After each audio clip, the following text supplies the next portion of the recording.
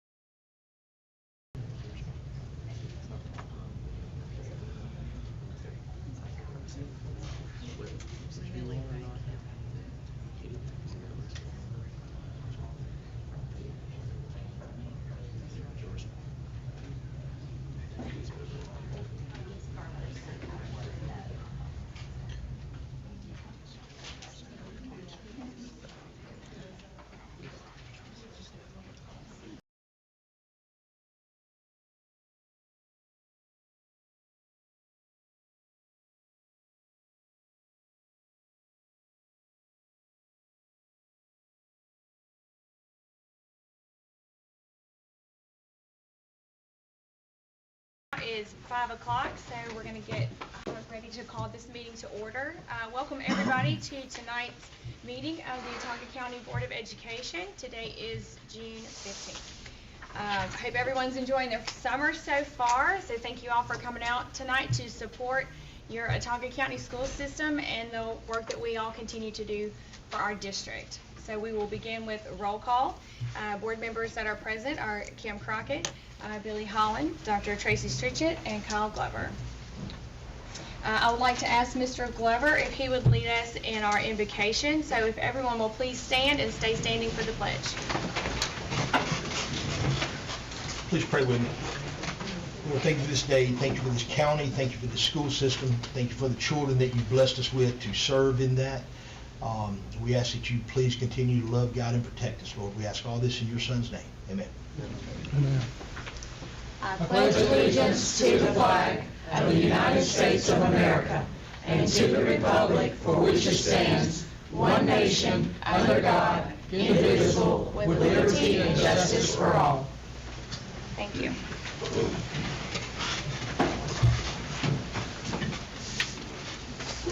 Okay. At this time, I will ask for the approval of the agenda. So board members, you have received the agenda in your board packet. Is there a motion to approve the agenda? I make a motion to approve the agenda. I second. Is there any discussion about any of the items on the agenda? No? Okay. All in favor to approve the agenda, please raise your right hand. Okay. The agenda is approved. And now I will turn it over to Dr. Boyd. Thank you, Madam President. The next item on the agenda is the receive for as information. First presenter we have up is President Lynn, who is the president of CAC, or the Central Alabama Community College. President Jeff Lynn is truly an outstanding person. We've met with him on 3 times. When I say we, it's our team of educators at the central office, which includes Ms. McNider and Dr. Holloway. We talked about a lot of different partnership, and we're really excited about the work that they've done for us already, which includes having dual enrollment students and giving our students an opportunity to earn Carnegie units and college credits simultaneously, and many of those are not a single charge and not a single penny to the parents. So we really appreciate that. And the beauty about this, in many cases our students graduate with a diploma but have 3, 4, or 5 classes under their belts. So President Lynn, we truly appreciate the good work that you're doing, and looking forward to hearing your presentation. Thank you so much, Dr. Boyd. And members of the board, it's so nice to be working with Dr. Boyd again. I worked with him 6 years ago on some projects when I was in a different capacity. So, great gentleman. I wish he would stick around for a little bit longer. I've tried, but grandkids are calling him. So, with me today is 2 people. Kendall Endricken is really heading up all of our dual enrollment that we do, and I'll talk about that a lot of it. And then also Brandy Mitchell is our new Dean of Academics. So she got a promotion a week and a half ago. So she's still staying in Prattville. I need her in Prattville. So, but anyway, with that, and please stop me if you have any questions at any time. So I'll go through this rapidly. Yeah, as you know, we have 4 campuses. Our pride and joy is really the Prattville campus. That's something that we've been looking forward to do for many, many, many years. And so we were able to obtain that thanks to the city and also to the county. So, and I'm looking back at Chairman Thompson too, so thank you so much for all the help we had there. We believe that this is going to be the fastest growing campus in the state for the next 10 years. And so we're excited. We have currently $5.1 million of renovation going through right now, so we'd love for you to come by at any time and take a tour and let it show you everything that we're doing there. There's a lot of great excitement and a lot of still shared space. We're still sharing it with a church. That was part of the agreement when we purchased it. So we've had Vacation Bible School this week, and so it's been a very, very busy day and week for a lot of us. So it's been great, though. As you know, some of our traditional things that we started 60 years ago were academic transfer, associate in arts, and associate in science. And so those are very, very strong. They're still strong. Matter of fact, some of the renovations we're doing are new physics labs, chemistry labs, biology labs, physical science labs, whole nursing wing, and then we've got an outbuilding for workforce, and we're doing some things in workforce that no other 2-year or 4-year schools do, and we're doing it in Prattville, and we're teaching AI, artificial intelligence there. And that's going to be tying into our cyber and our manufacturing 4.0 equipment too as well. We also have the Applied Science 8AS. As you see some of the equipment we have here, the manufacturing 4.0 equipment that we have in the Prattville facility is really one of the very, very few in the state of Alabama. And so it's something that we feel real strongly for our advanced manufacturing companies. It's really almost a STEM degree, so we want to try to have those middle schoolers take the right science and math in 7th and 8th grade and really be prepared to go into high school. So the more that we can meet with the moms and dad at that age to kind of get careers in focus for what they can do. We're excited about that. Associate in occupational and technology, cosmetology, machine shop, welding, those are a few. Some of our machine shop students have been recognized nationally in competitions with, we do a lot of work with the Department of Defense. We're going to hope to do a lot more in cyber with the Department of Defense with the assets that we have here as well with Maxwell and Gunner. This is just a snapshot. Now, this is a summary of the 2020 and 2021 Alabama Public High School graduates. And I think you have a copy of this, maybe not in front of you, but can we make sure they get a copy? If not, Yes. I can send another one. But this is just data that we look at. We look at a lot of data to help make decisions for what we should offer at a school, or what we should shift, what we should add, what should we delete, etc. But looking at the schools right now, we're looking at the schools, the high school graduates, what percentage enrolled in a 2-year college, what percentage enrolled in a 4-year college, or any other enrollment within Alabama, and then others out of state. And then what keeps me up at night across our whole service area, we have 40 high schools that feed us across our 7-county region, is a number of students that actually don't have a plan. They don't go to military 2-year or 4-year. And so we really want to touch those people in middle school. And when I say those people, the students and the moms and dads, to really kind of give them options in careers. So the more we can do that, if there's a way we can partner, do some things with y'all, we would absolutely love to do that. And those are night or weekend sessions where we get the moms and dads there too. We just want those students to have options to better their lives and better their family's life in the future as well. So those are the numbers there that we're working towards. Some of our missions, I'm not going to read all this to you, but really we're focused on partnering with our school systems in a major way. We'll share things, but we'll learn more from y'all and understanding what your needs are. What we want to do is we focus on the students that we serve, making sure that they have a great opportunity, and we want to focus on their academics and or workforce, or going to the workforce out there. Patty Vanderwall, who heads up our chamber, has a great industry advisory group that we're connected with, and we meet with them, meet with our business and industry. So there's great opportunity out there, and there's a big void of people going into that industry as well. So we want to make sure we take care of academics and workforce as well, but we want to be a great partner. Dual enrollment is huge. I've been pushing dual enrollment since I've been at CAC. I've been at CAC right at 3 years now, and so and I've got a slide to tell you about the percentage that we are. This is one of the best things that I've seen in the state of Alabama, that the state legislature. So thanks to the state legislature for allowing us to get funding for them for free. So our students get free tuition, like Dr. Boyd mentioned, in CTE programs, and also they can add on certain academic programs as well. And then now they're funding STEM programs, so we're able to take in some STEM programs. I've got a slide for you too, and so you can take a deep dive later, or if you got questions, let me know. So we are really focused on this because we want those students to have an opportunity to take those credits with them, dual credits. They earn high school Carnegie units, and they also earn credits into college. And within our system, they actually are transferred anywhere in the state of Alabama to a 4-year school, all of those credits. So we have plans, and we had 3 meetings thus far, and we've been really excited. One thing that was interesting, Dr. Boyd said, hey, can we do more dual enrollment? I'm like, yes, we've been wanting to do that for 3 years, and so we've been pushing it for 3 years. And so right now we have about 1,050 cumulative students that we do dual enrollment with over the last year. So it's not every semester, but it's cumulative. And 50 of those are in Autauga County. Well, we want 500, 600 in Autauga County. We're right in their back door, so we want to open up that opportunity for students in a major way. And now I'll talk about some other things too. We also talked about orientation courses, so we also offer asynchronous orientation course just to teach kids about what to expect in college, whether they go to a 2-year or 4-year. I think it's really good knowledge for them. So we have a lot of superintendents that are actually sending their students to that, like at the junior or senior year before they graduate, Tallapoosa got on board. Ray Porter, their superintendent, he got on board last year, and he's been sending every one of his students before they graduate to that class.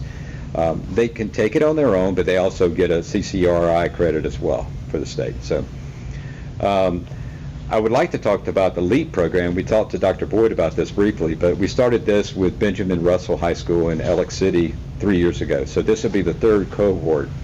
And with a battery of tests for the 8th graders, rising 8th graders, they go through a series of assessments and tests, et cetera, if you will. And they start as a freshman at CAC and a freshman in 9th grade. And so this is going into our 3rd year. So we started small with 8 young ladies that did very well. We added 10 the next year, and then this year we think we're going to be adding another 10. The county or the city system is actually paying for their tuition, and then next year I think they're going to pick it up themselves as an individual, so their parents will pick it up. I have other schools that are looking at this, but I think this will help set Autauga County apart if you're interested, and we'd be more than happy to sit down and kind of go through the details. I think Kendall had sent an email today that kind of explained all the details to the process and the program. But it's a great way for a mom and dad if they're moving to the Montgomery area and they're looking at school systems like all parents do to pick a house. This will attract them to Prattville and Autauga County, and because of the great opportunities for their students to actually graduate high school with a 2-year degree. So I just want to let you know about that. So, and then I also want to plant a seed. The new campus that we have has 124 acres. So if you're ever in the need to build a new high school or replace a high school, we have space. And I say that because we want to add innovation to the county and to the city.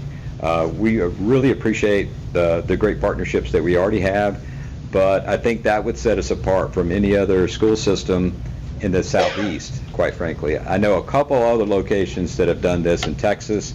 I propose this in a different role up in the northwest corner of the state, but I want you to seriously think about it, because we could actually embed every student that's graduating from a high school on our campus to get 1 or 2 years of service, or 3 or 4, or whatever they select to get.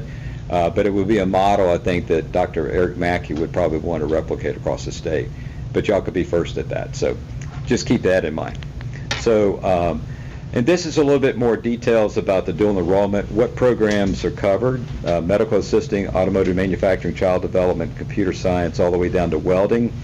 Those are covered, and then if you get those, you can actually, it'll cover English 101 as well. So about half of our students take CTE credits, but then the other half, they also get a free academic program too as well. I mentioned that we were about 1,050 students. This fall it'll be about 1,300. So we're growing in every school system. It's growing rapidly. So we would love to see it grow here. These are STEM classes on the far right that the legislature added last year. And so from astronomy, biology, chemistry, computer science, geology, math, physical science, physics. And then you don't have to pair those with another course. So the state is very, very proactive and very, very innovative. I've had the opportunity to work in Georgia and Louisiana, and no one does it like this. And so it's very, very nice. So thank your legislator when you see them the next time. So they do a great job for us. So we've grown 55% in dual enrollment over the last few years. We're not going to slow down. We think that that's a great opportunity for our students to have success. We are going to be working on first-time students as well, so we need to increase that as well. We're up about 13% enrollment this summer. This fall we'll probably be up closer to 30%. So we're breaking some records out there. Nationwide, they're down about 5%. In the state of Alabama, we're up about 11% statewide on the average. So we're trying to do the right things and really focus on the students, provide the best customer service we can, the best instruction. We feel like we can be the best community college in the state of Alabama, just maybe not the largest, but I think we can do that. So that's one of our goals that we're focused on right now. Some of the other things broken down by high school. So dual enrollment, this is unduplicated head count. For fall of 2020 or 2022, it was 5, and the spring of 23, it was 2. I'm sorry, can y'all see that okay? Okay. I'll make sure you get a copy. But And so these are some of the descriptions of the classes that were taken by the Marbury High School. And without reading them to you, I'll just let you look at those as well. Some were online, some were at the Prattville campus. A lot of times if we can credential one of your instructors at your campus, then on their planning period, they can actually teach a class and we would just pay them for that. And that seems to work very well a lot of our other campuses. We do have some campuses that will bus people in, or some school systems that bus their students in.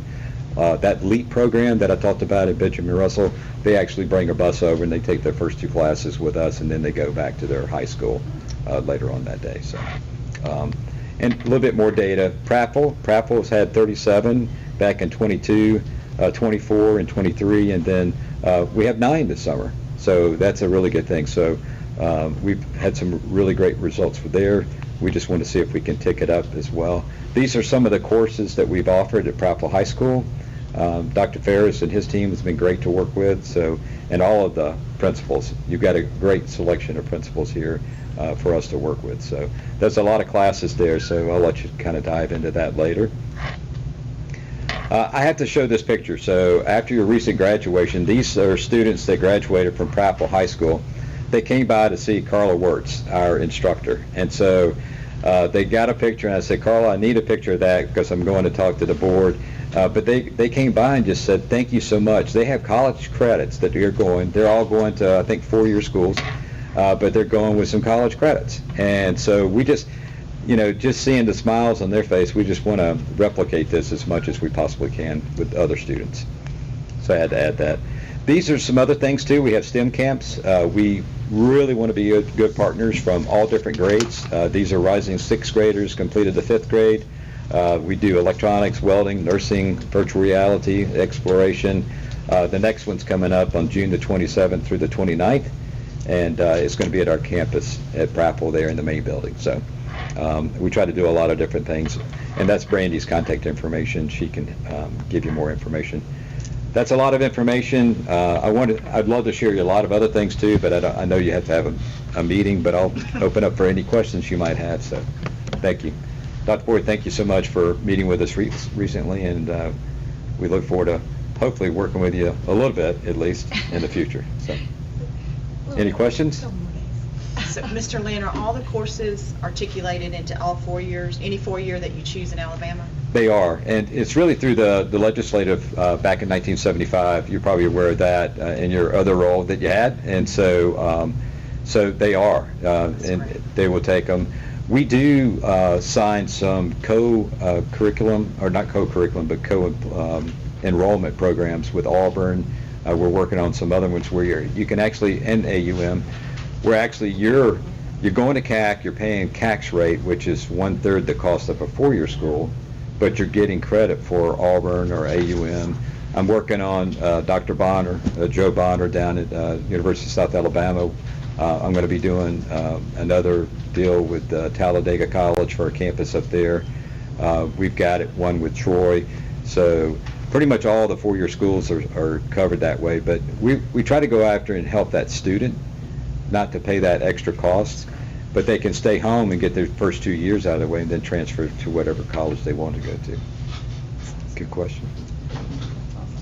President, thank you for all you do for our boys and girls. We appreciate the partnership, and we know that the best is yet to come, right? Yes, sir. Yes, sir. Thank you very much. All right. Thank you for your time. Thank you. Okay. Thank you very much.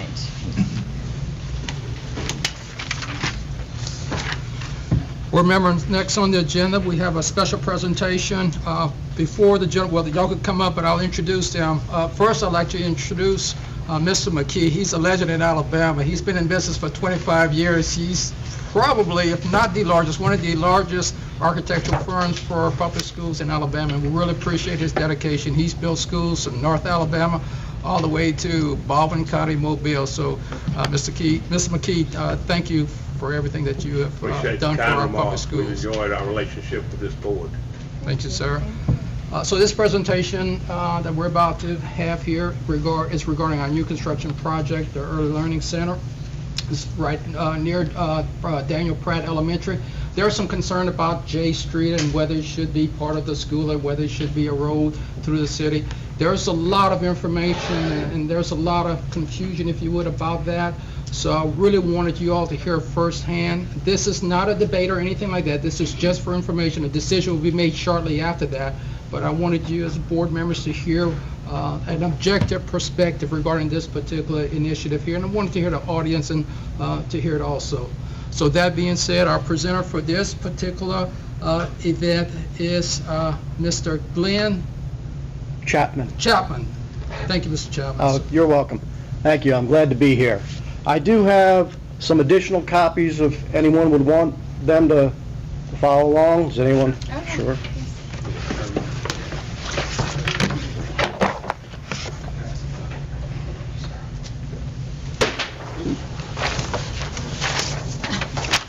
And am I speaking loud enough? Can everyone hear me? Okay.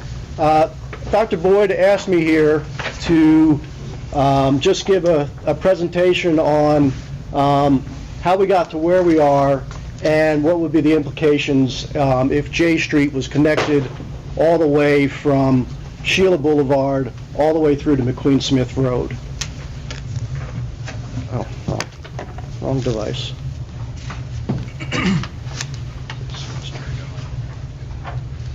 Thank you, sir. So first I'm going to talk about what the existing school drop-off and pickup is at Daniel Pratt Elementary, as relayed to us by the former superintendent, Mr. Tidmore.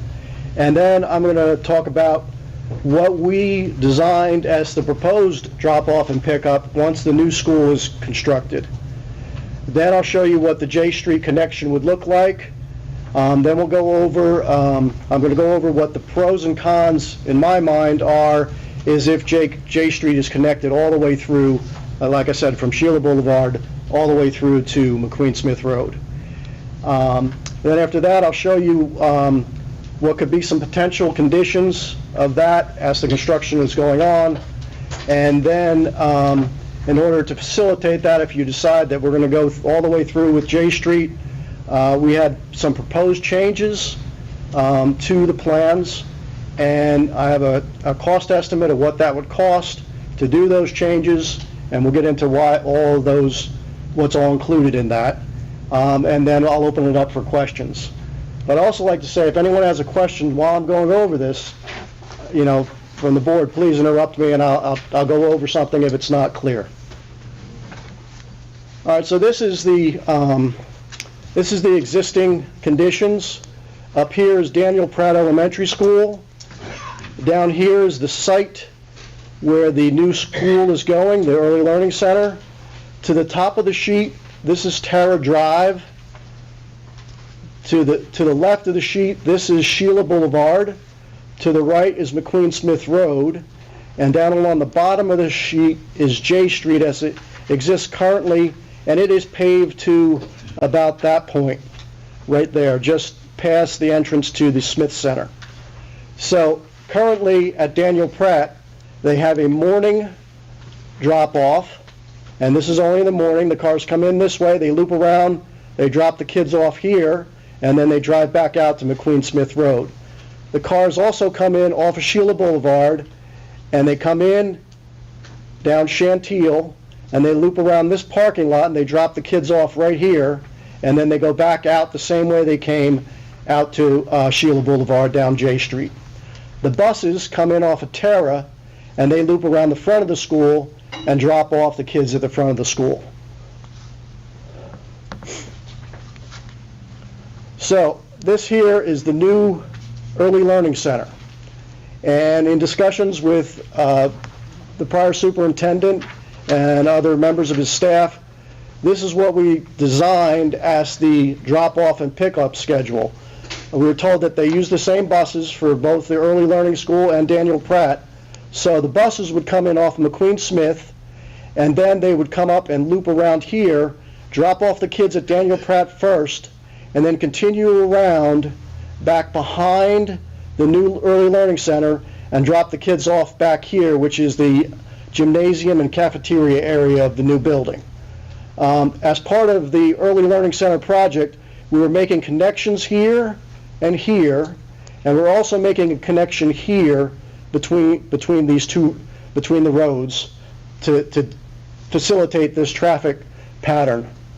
The cars, now for Daniel Pratt, the cars would again come in off of Sheila Boulevard, go down J Street, up Chantil, and since we made this connection, they can now go all the way into the front of Daniel Pratt, drop the kids off in the front of Daniel Pratt, and then come back around and go out the same way they came.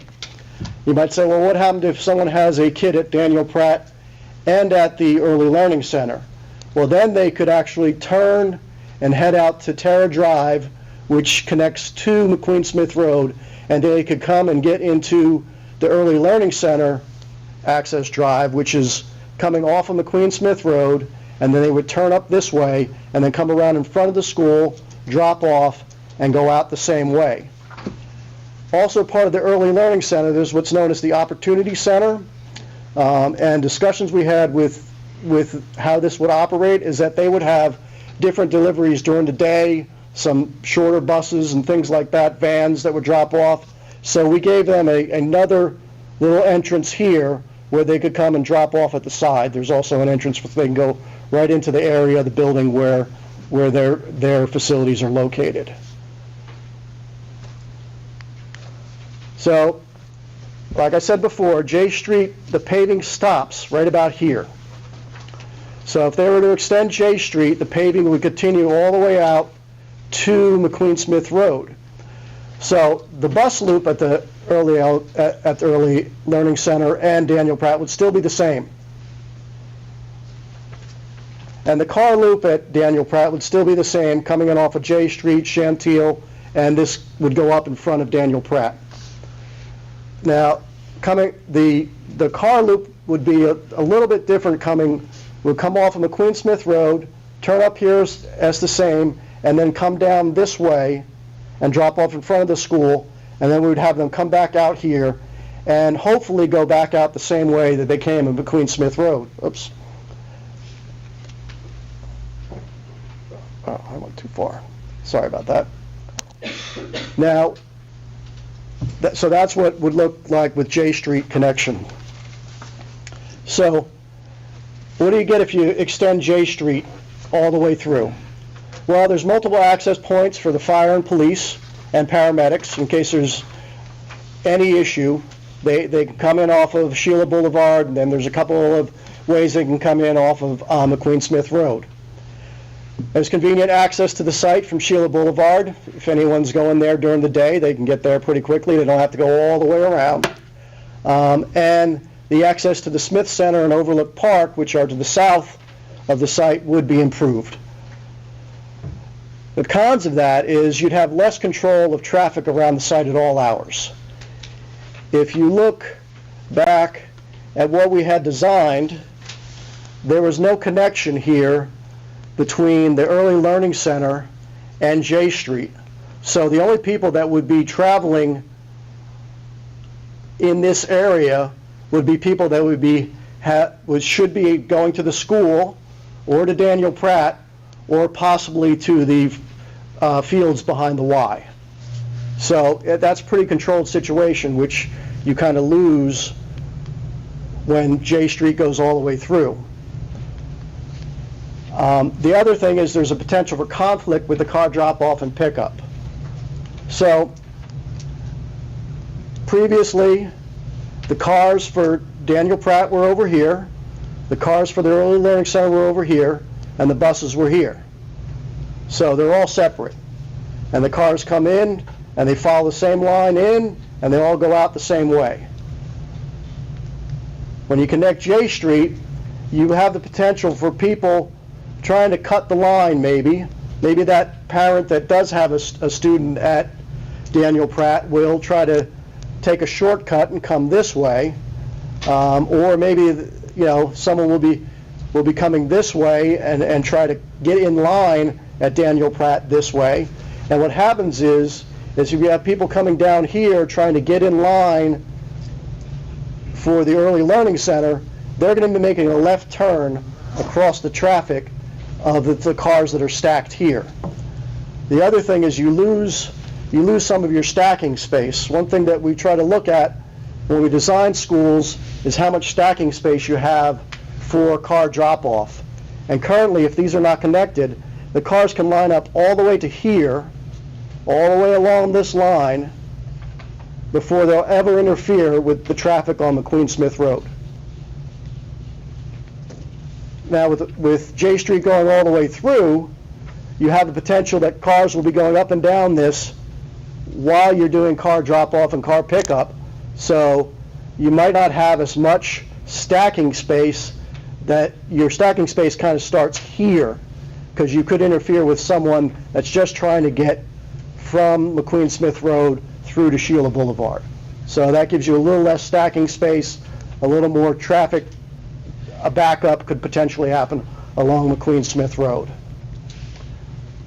And what you might want to consider, previously, we were all separate, so we didn't have, Daniel Pratt's not fenced in, the existing kindergarten school's not fenced in, and we didn't have this site fenced in. We only had the playground areas fenced in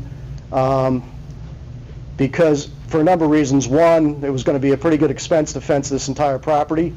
Number two, we talked about potential future expansion of this building here, and that would be a lot easier if there weren't fences to take down to do that construction work. But you might want to now, if we have traffic going through here at all hours of the day and night, you might want to consider fencing the site. So I have shown on this aerial view, this black line here is the fencing going all the way around the site here. So the other thing to consider is that none of the design has been done yet for expansion of J Street all the way out to McQueen Smith Road. So we only did the design from here out. That still would have to be done, and it may take a while for that road to get built. And if that road is not constructed and done by the time that the school is ready to be occupied, then your traffic pattern changes again. And what that does is the buses and the cars would both have to come in off of McQueen Smith, since there's still no access from here. The only access at that point will be from this road off of McQueen Smith. So the buses would go around the same way they came in, and the cars would come in with them, and then the cars could split off here, and they would have to go around this way, which once they come in front of the school, then they could drop off here. And then they would have to go out the same way the buses can. Now, as far as my understanding is, there's about 9 or 10 buses that would be used in this, so I don't know if the buses would be that much of a concern joining with the cars or not. But we also had widened this road a little bit, just in case that was a possibility, if we needed to get, a little extra traffic down that road. The second thing that we've done here is that this little connection here was not in the original plans, this little section of road here. And I'll go over that in a second. See, I've added this little section of road here just because if J Street is not completed, then we still needed a way to operate and do the car drop-off and bus drop-off, but mostly the car drop-off, because there'd be no way for the cars to come in down here until this road is completed. What we also did is we eliminated a couple of the entrances and exits here, because that seemed to be a little less, we didn't want as many, according with discussions with Mr. Tidmore, he didn't want as many accesses to J Street if it was going to be completed. Oh, I'm so sorry. So this shows the changes that we were proposing. We're putting a new road, we would put a new connector here, we would eliminate these two pieces of the road, and then J Street would be on someone else to complete. So that little bit of paving would also be eliminated.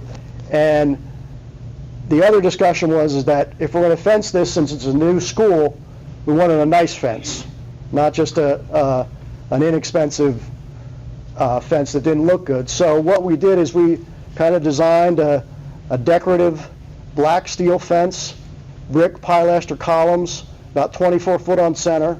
So each one of these little black dots that you see going around on this fence, that's one of the brick column pilasters. And then what we did is we put gates at each one of the drive accesses to the property, so that, you know, if you really wanted to close off this whole property after hours or something, you could close off the whole property. And that's what the gate would look like. The gate would be made of a similar material that would match up with the decorative fence. So, what that would cost, be quite a bit actually.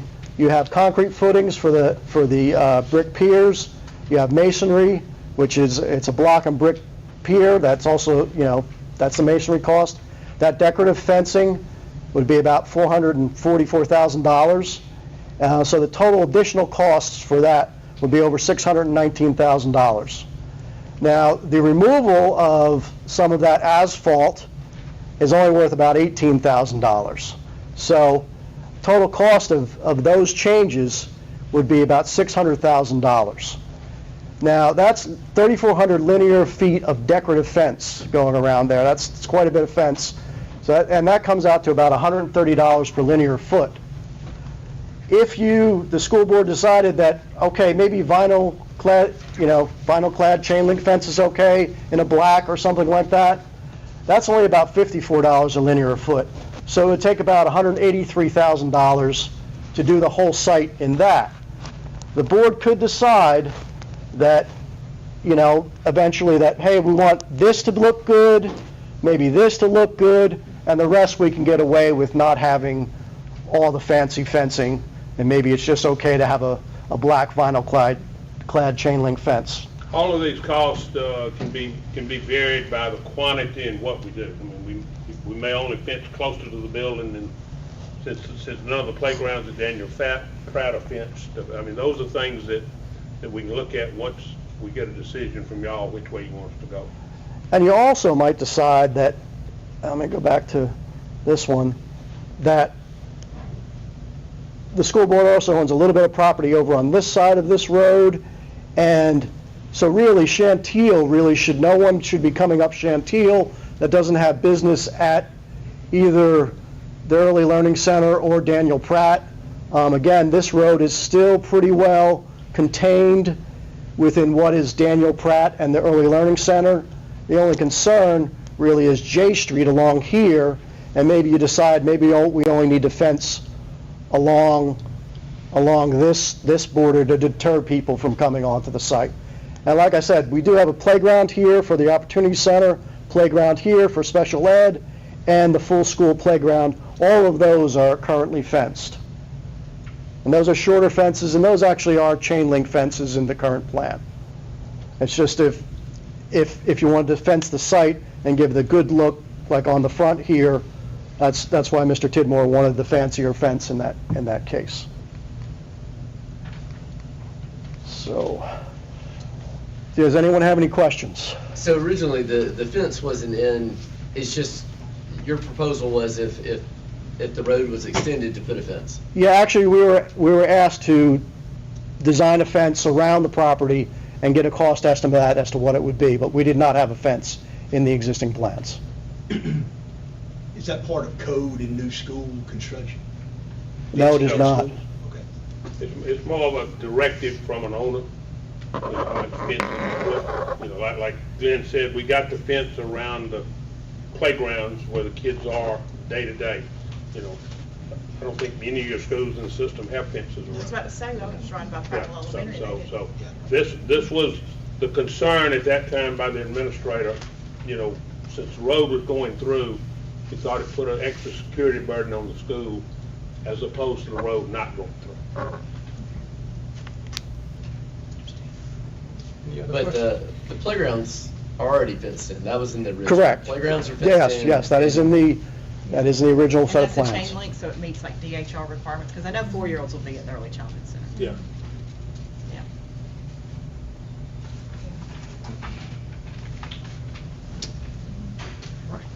Thank you Mr. very much. Chapman. Thank you, Ms. McKee. Thank you. Appreciate it.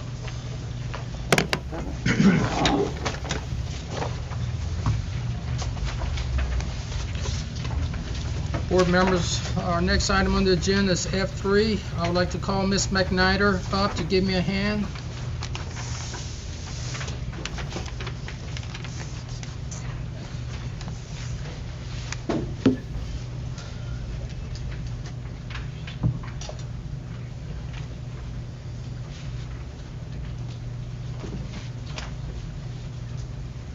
Today, we'd like to acknowledge 3 schools that have done some really outstanding work. So on our state report card, there are 6 indicators, and two of the most important indicators is academic achievement and academic growth. What's particularly important is academic growth as we look at the previous year, look at the current year to see how well our students have improved on where they were. And that's very, very important to measure how well our students are doing. Well, we had 3 schools that did an impressive job this last year. We'd like to acknowledge those particular schools. So I'll share these school names with you, and Ms. McNider will call the person up to receive their award. So what we're giving them is a certificate of achievement for the great work that was done during this past school year. So again, these achievement awards, the first award goes out to Marbury Middle for the highest growth on the STAR map.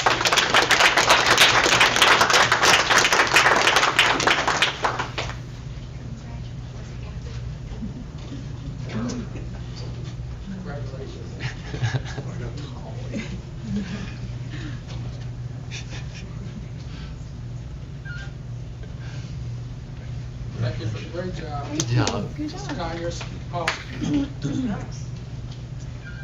Our next school is Pine Level Elementary. And in this case, it's for the reading program. Our assistant principal will represent the school. Mr. Watson.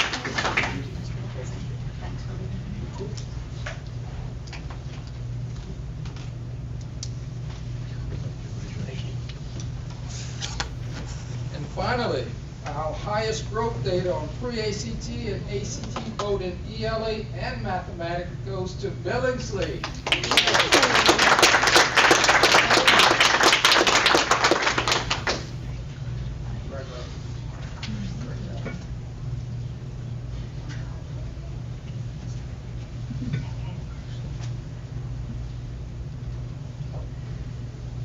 Board members, let's give our administration.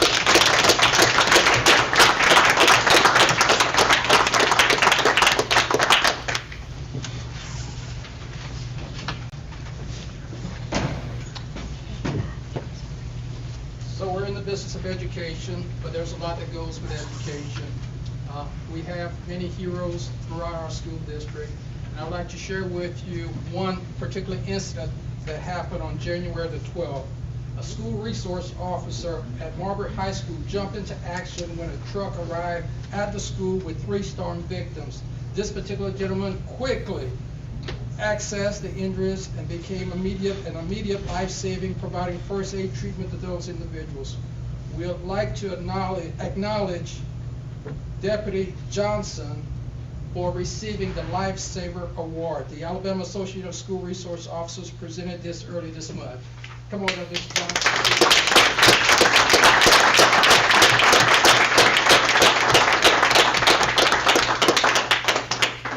We appreciate all you do. Thanks, sir.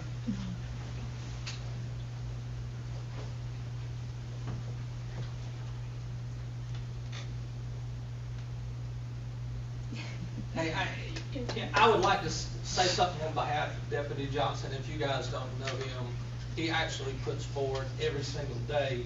He's on the job. He's looking after students. That's what he does. That's part of who he is. He sends me emails. He sends me messages about safety things at Marbury High School that we can do in light of the storms that we've had the last couple of days. This harkens back to January when not only did he do this, but he actually also escorted some of our buses in and out of some danger areas to make sure all of our students arrived home safe that night. So he's a valuable member of this team, and we appreciate everything he does.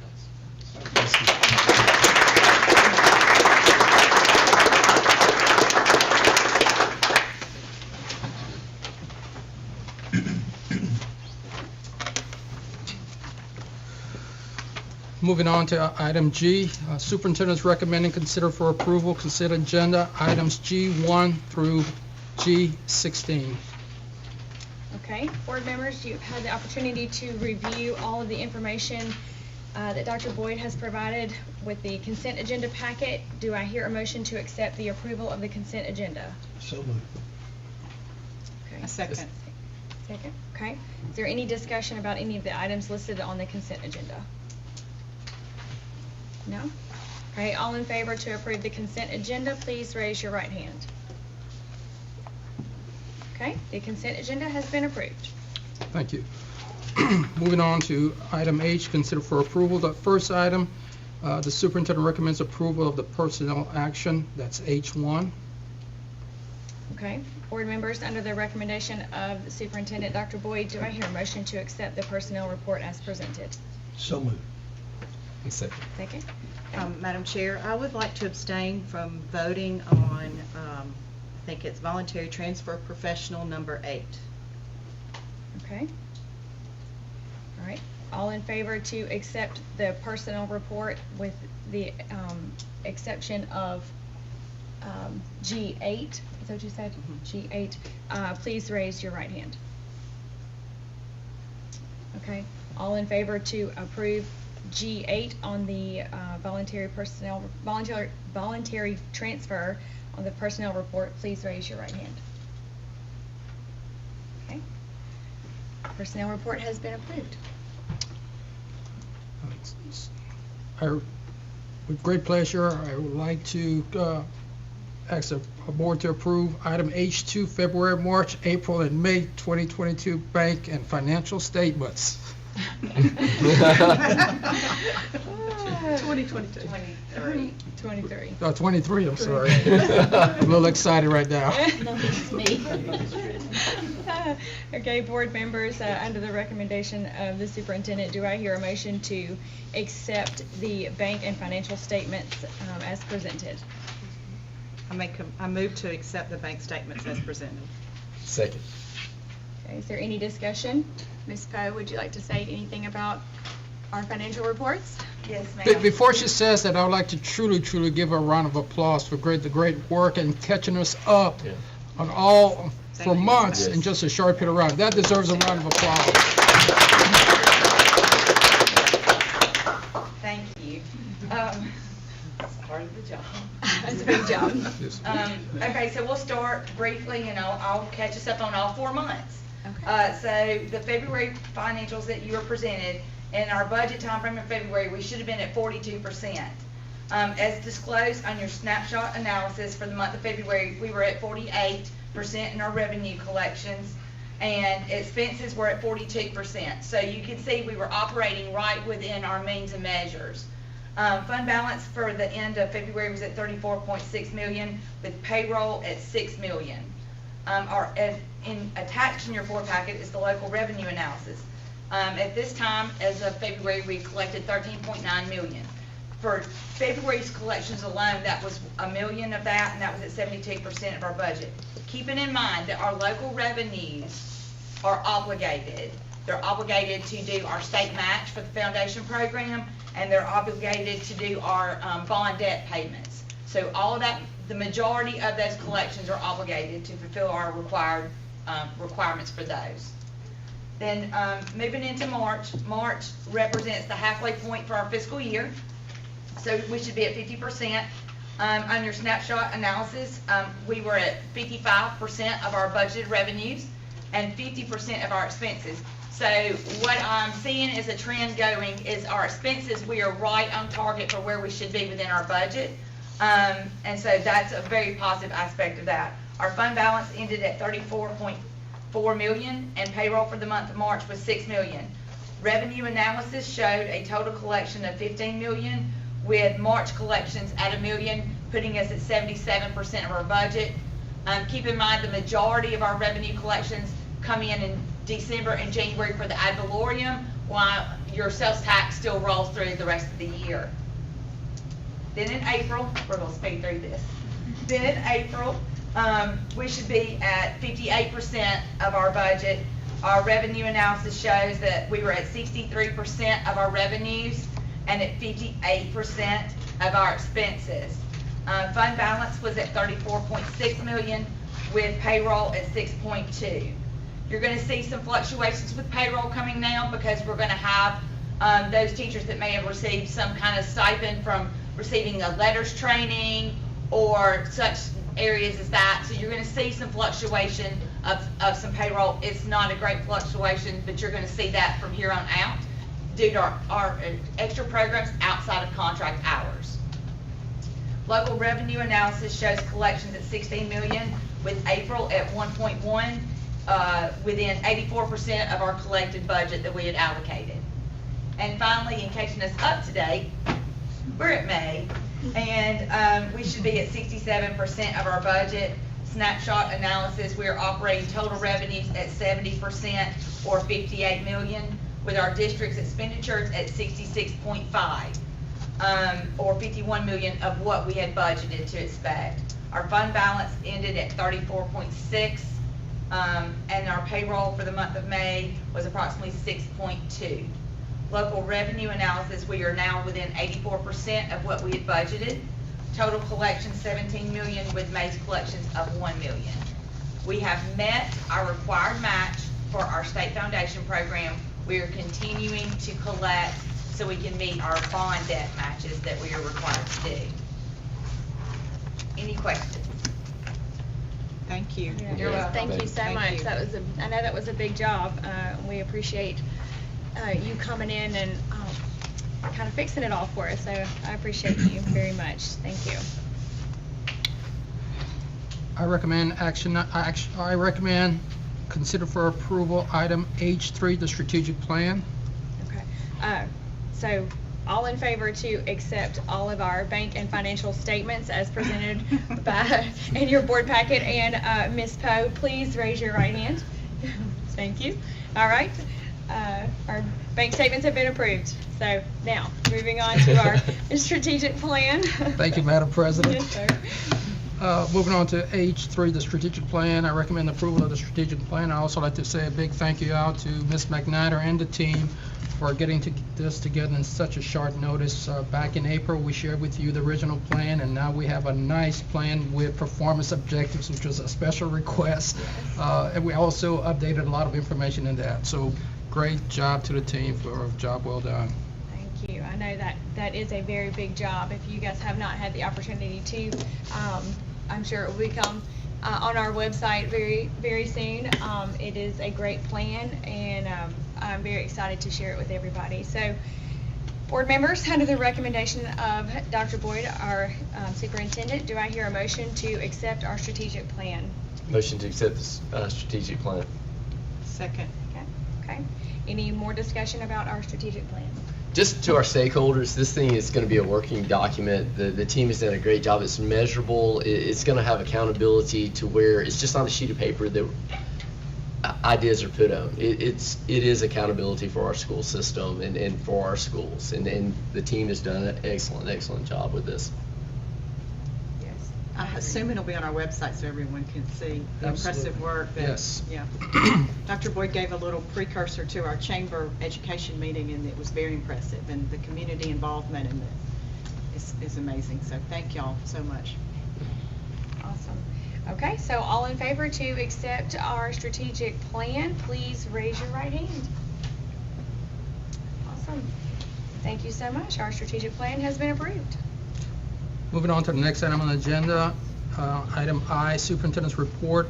The first segment of the report will go over policy changes. Policies are extremely important. It's important for us to have rules to follow, and the rules help us make sure that we're providing the best possible education to our students.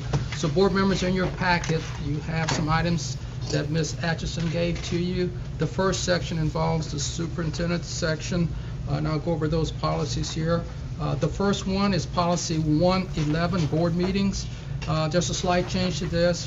In the past, our board meetings were on the second Tuesday of each month at 5:30. That time has changed to 6. Of course, if we have a special board meeting, it could be in the morning, it could be at 5 o'clock or so forth.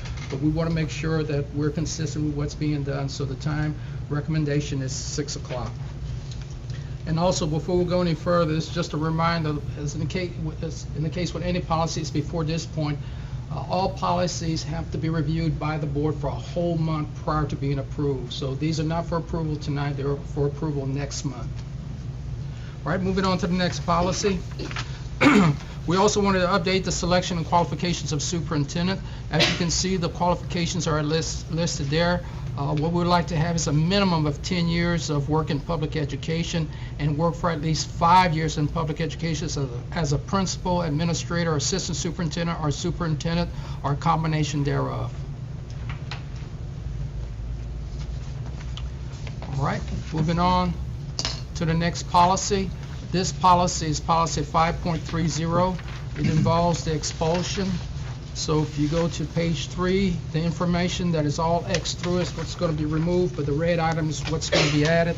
So with this new recommendation, if a student is suspended and recommended for expulsion, the principal shall notify in writing with a copy to the superintendent, the student, and the parent or legal guardian of action taken, and additional disciplinary action recommended, and the cause or causes for such action and recommendation. Prior to the recommendation for expulsion, the principal will consider whether the affected student is an appropriate candidate for assignment to an alternative education program.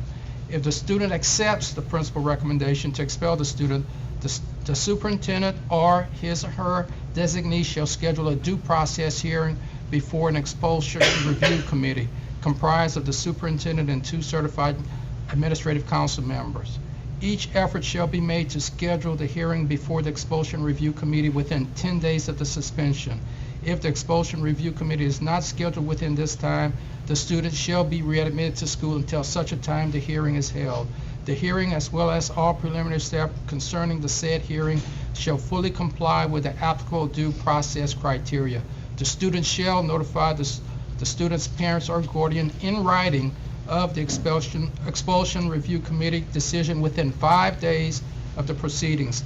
If the parents or guardians do not agree with the decision, they shall have the right to appeal to the board within 5 days of the receipt of the expulsion review decision. The notice of appeal may be made by telephone to the superintendent. So prior to it coming to the board, it's going to go through the superintendent, and the superintendent will sit on a panel to decide whether or not expulsion or being placed at the alternative school is the best outcome for the student.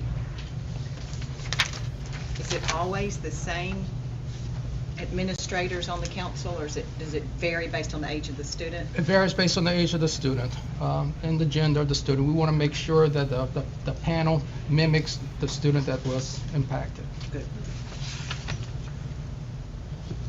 The next policy deals with media relations. So the information is in red, so few changes here. Written information and communication. This request for release of written information related to administrative and educational operation of the district shall be coordinated through the superintendent or his designee. And also the same thing for general routine information. We're fortunate to have Ms. Rebecca Thomas on board, and she has provided a lot of assistance in this, so she can now help the current superintendent, the future superintendent in this particular endeavor. Thank you. The next policy change recommendation is policy 7.5, public complaints. The district has confidence in its professional staff and desire to support their actions in order that they be free from unnecessary, spiteful, negative criticism and complaint. However, constructive criticism of the schools is welcome by the board whenever it is motivated by a sincere desire to improve the quality of the education program or equip the schools to do their tasks more effectively or efficiently. The district advises the public that the proper channel of complaints involving instruction, discipline, and learning material is as follows. It starts with the teacher, because usually that's where the issue starts, then the assistant principal, superintendent, then the board.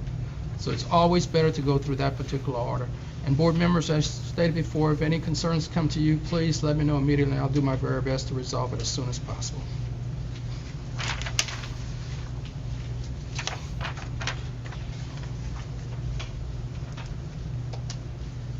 All right, so the next policy is 710. Considerable amount of changes here.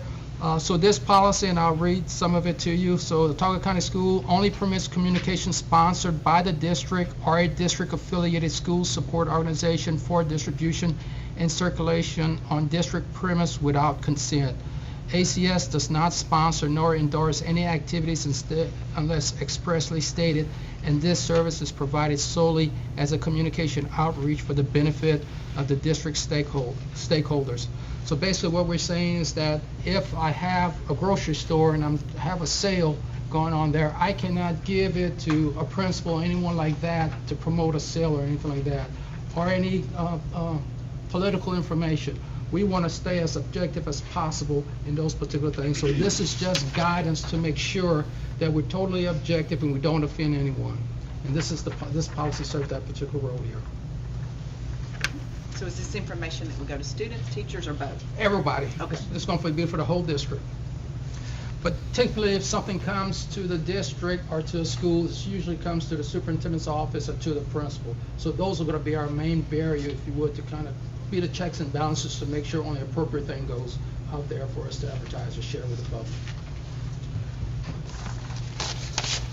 Right, so this is the first section, and this is the superintendent's section. We have another section coming up, and that section is Ms.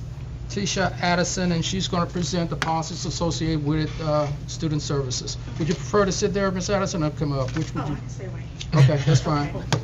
Good evening. I have two policy changes, board members. Policy 5.19 that deals with the dress code policy that has been revised to ensure the health and safety of all students. The committee revised this policy to remove the outdated language as well as trends in our old policy. And we're hopeful that this will ensure that students will come to school dressed appropriately, so we would not have to be calling parents to bring them change of clothes or have to sit in school suspension until the end of the day, because the whole goal is to make sure that students are in class learning. We're also would like to make a change to policy 5.03 as it deals with the attendance policy. We want to change the 10 parent notes, the 10 individual parents notes, to 7 individual parent notes. And the reason for this revision is because our chronic absenteeism has increased significantly, and we want to make sure that students are here in school. And we also want to make sure that our chronic absenteeism meets the state guideline for the district as well as the individual schools. So those are the two recommendations. I know that there were some talks about the parent note thing, and I, as a parent, was very confused when I read the policy to begin with, to say 10 parent notes. It is not 10 parent notes, it is 10 days.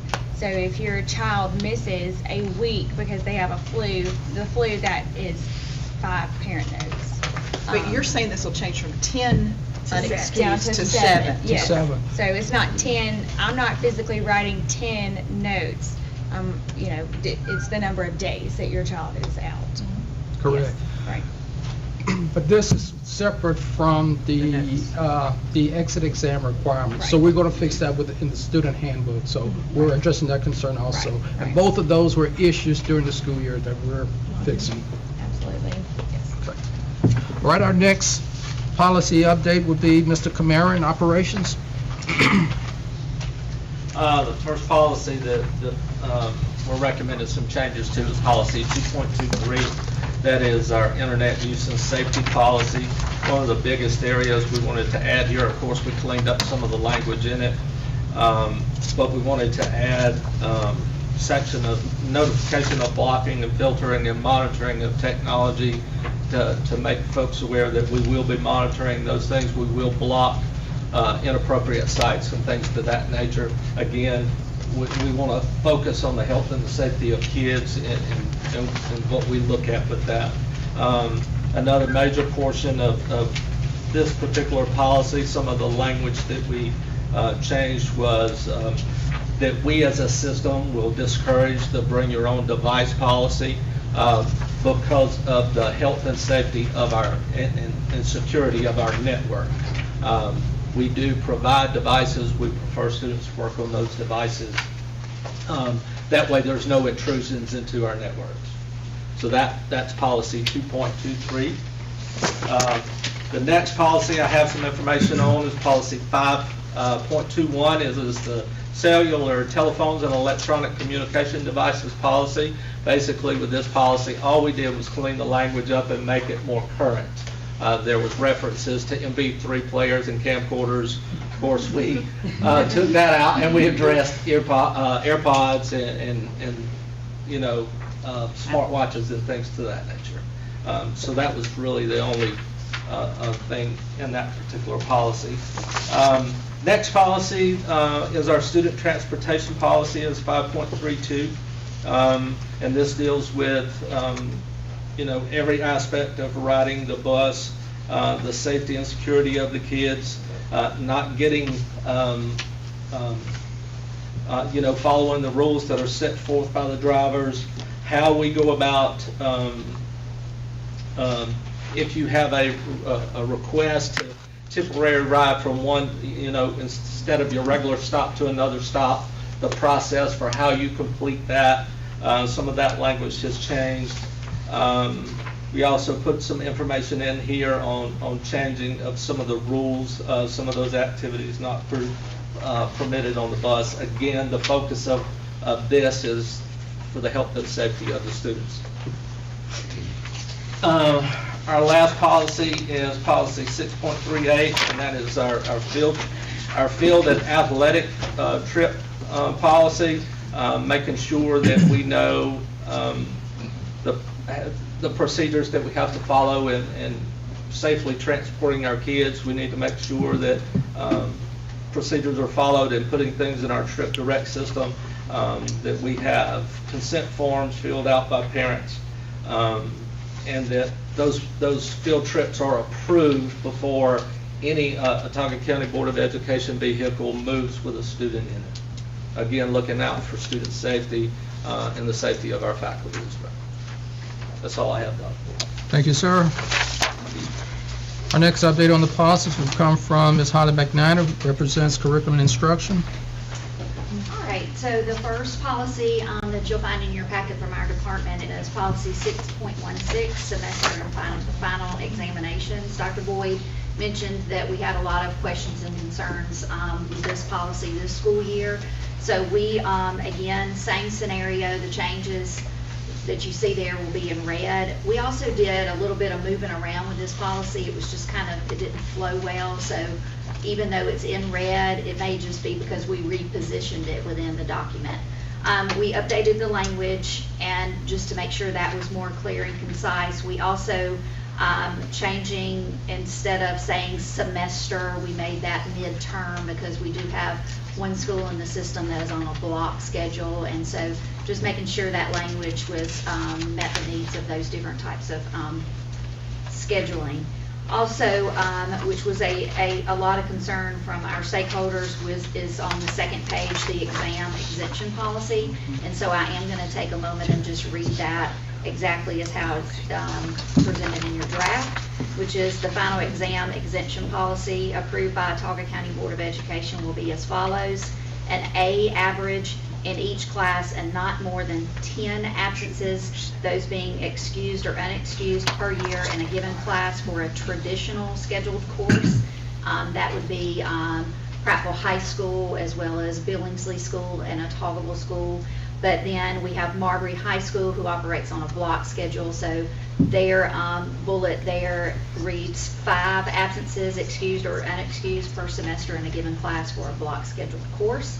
Then students with a B average have the opportunity to also be exempt, but they would have to have no more than 5 absences, excused or unexcused, per year in the traditional setting, and 3 excused or unexcused per semester in the block schedule courses.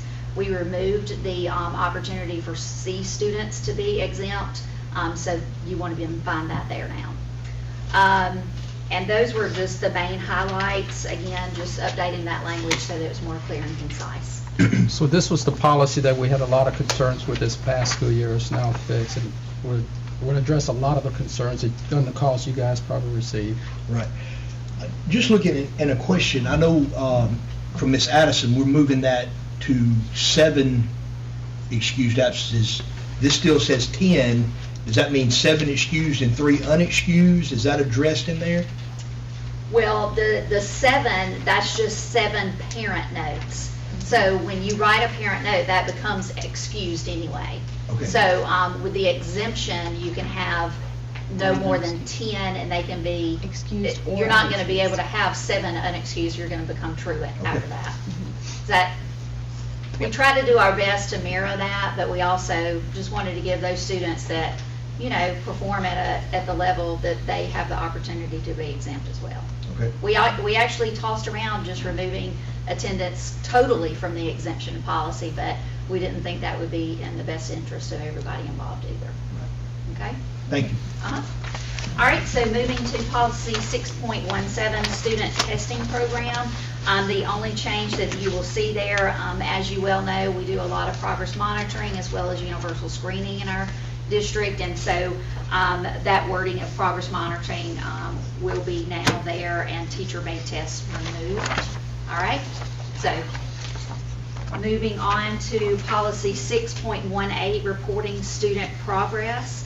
As you well know, you guys received a copy of the updated kindergarten report card that our kindergarten teacher team did a couple months ago, and so the language that you will see under academic grades now, that reflects the changes in the kindergarten report card, and also the red section at the bottom, we just made sure we updated the language to involve all schools, and it had previously said every 9 weeks. We need those block schools to do it quarterly. All right, so that's just making sure we did that on those. Policy 6.19, promotion and retention. After meeting with administrators and teachers, a lot of concerns with our previous promotion and retention. And so under kindergarten, we needed to add the language from the Alabama Administrative Code so that we involve the kindergarten readiness, first grade readiness that's coming down, so that if we have students who attended a non-accredited, or did not attend kindergarten at all, they will have to be administered a first grade readiness, and so that wording needed to go there under kindergarten. And then you'll want to really spend some time on the updates that you see pertaining to grades 1 through 5. The previous promotion and retention allowed students to continue to promote. You could have a student that would promote and they could fail math for multiple years, and after speaking to some of our middle school and high school principals, we were beginning to see a trend where you may get a 8th grader that has failed math for 4 years. Well, how do we catch them up? And then in addition to that, we needed to look at the Alabama Literacy Act and the language there. And so after many hours and lots of collaboration with our administrators and teachers and central office staff, you'll want to dig deep into these changes, because as it will read now, grades 1 through 5, students, if they do not pass English language arts, reading, and math in a given school year, then they will be retained. And then also the language for the Alabama Literacy Act, we felt that was important to be there so that parents are aware of what will be coming down effective for the 23-24 school year. And I know you guys have been through lots of conversations concerning the Literacy Act. Moving to, so that will help our administrators, because we will have the same retention policy for grades 1 through 5, where in the past we had a policy for 1 through 3 and 4 through 6, but bringing in that grade 5 to those lower grade, that will also meet some of the requirements that will be coming down from the Numeracy Act that you'll. Ms. McNider, will Yes. families know that their child's not on target for promotion prior to the end of 3rd grade? And this is in the policy, but as you read through it, you'll see where there's requirements for schools to make sure that they communicate. There's checkpoints, and there's requirements for them to make sure that they communicate with parents. There's actually a retention warning letter that comes, and then required parent conferences, follow-up. Of course, you bring in MTSS. They're going to be required to be on, RTI, move them to Tier 2, Tier 3 instruction as they're not progressing. Okay? And then on your second page, we adjusted the promotion and retention for grades 6 through 8. And so again, students in grades 6 through 8 must pass English, language arts, math, and one other core content area, that being science or social studies, to promote to the next grade level. So we're just bringing some more rigor and accountability to our students, and we really see that if we begin and we catch them in these early grades, that will begin to trend up and increase our graduation rate. Okay? So that is policy 6.19. Policy 6.21, which is granting 8th grade credit toward graduation requirements. This will be removed completely with the updates with the math course of study in 2019, implemented accelerated math for grades 7 and 8. So that helps take care of that. So this is just an obsolete policy that we'll just be removing completely. And that is it. Thank you, Ms. McNiner. Okay, thank you. Ms. Leslie Pope? So we have several little areas in the finance. Policy 3.03, budget deadlines and schedule. What I did in that is I adjusted the language stating that the Autauga County Board of Education shall provide preparation and adoption of an annual budget, and removed that the superintendent was responsible for it, and that we were to present this, unless Dr. Boyd, you would like to go ahead. No, ma'am. No, ma'am. And removed that it had to be presented in July. We adhere to state guidelines about the presentation, and as long as it's before the September 15th. So we've just addressed those little small areas. The next policy adjustment was 3.08, and the only adjustment to that is striking out "and the superintendent," because it stated that all reconciliations and financial reports shall be signed by the person preparing the reports, and the superintendent doesn't prepare the financial reports, so we struck that out. Policy 3.17, contracts with individuals or agencies. The only change to this is in the last sentence, the board shall approve any contract in excess of, the original was $15,000. I've moved it to, with your permission, to $40,000. And if y'all would like to discuss an even higher number, we'll be fine with that. We'll just start somewhere. That's a negotiating point. And then policy 3.19, just removing it altogether. It seems to be redundant. It's very similar to policy 3.17. 3.20, the procurement policy, struck out in excess of $15,000 because this policy specifically addresses the bid law, and as legislature changes bid law, we don't want to have those conflicts of dollar amounts in there. So strike that and stay in compliance with bid law. I added a bullet regarding examiner public accounts approved purchasing cooperatives, because that was not in there originally as an opportunity for us to use procurement. And so that is the change on that policy. Policy 4.29, work periods.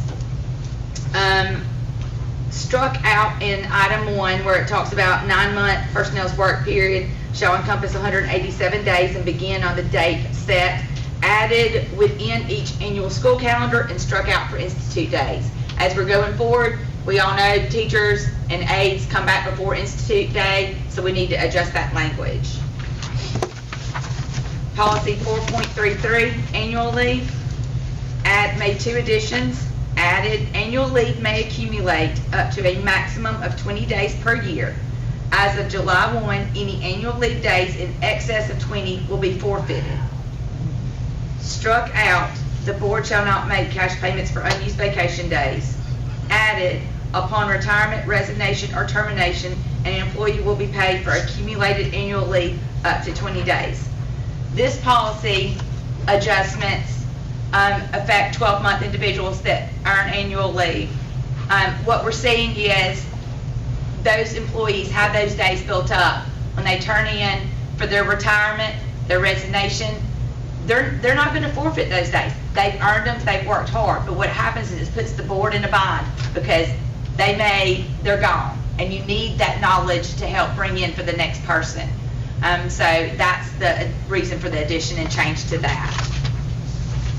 The following policy, 4.43, family medical leave, added from in the third paragraph, from the inception of the event, the 12-week FMLA is to be charged concurrently with all accumulated leave.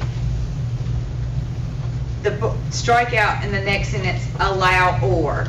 It should read, the board may require that paid leave be taken prior to granting unpaid leave.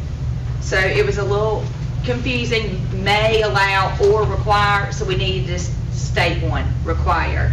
And then we needed to make sure that it was clear that leave must be used concurrently when you're on FMLA.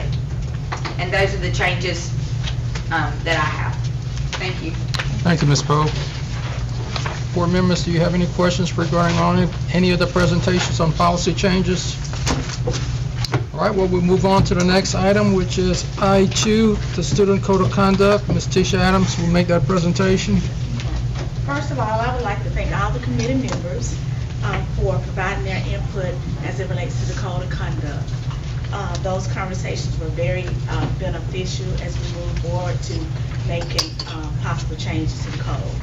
But before that can happen, we have to make certain that our policy changes are revised as well as approved.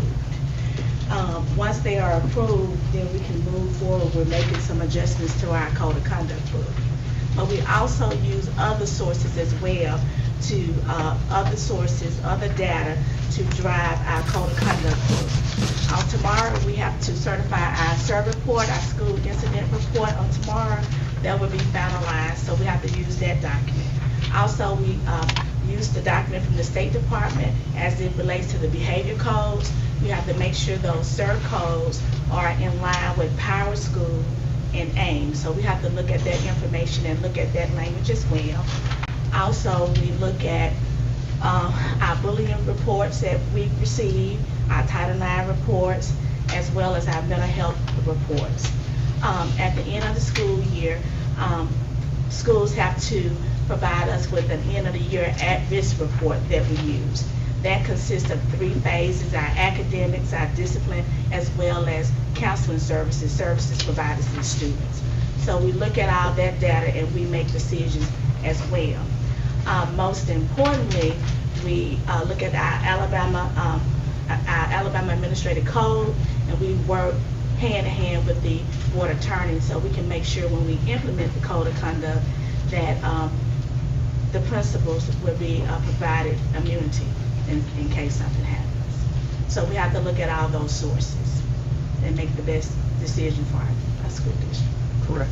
So with our Student Code of Conduct, instead of approving it this month, what we're going to do is, because we had so many policy changes and the policies are tied to the Code of Conduct, we're going to do it all next month. So you'll have a whole month to look at these policies and a month to look at the Code of Conduct. And in order to do the Code of Conduct and do it the best possible way, we need all the data, all the end of year data that she's waiting on to be collected so we can make sure it's the best that it can be. So at the July board meeting, you'll have it ready. You'll be able to approve both of them at the same time. Thank you, Ms. Addison. All right, our next presentation is from Ms. Dial. Come on down, Ms. Dial.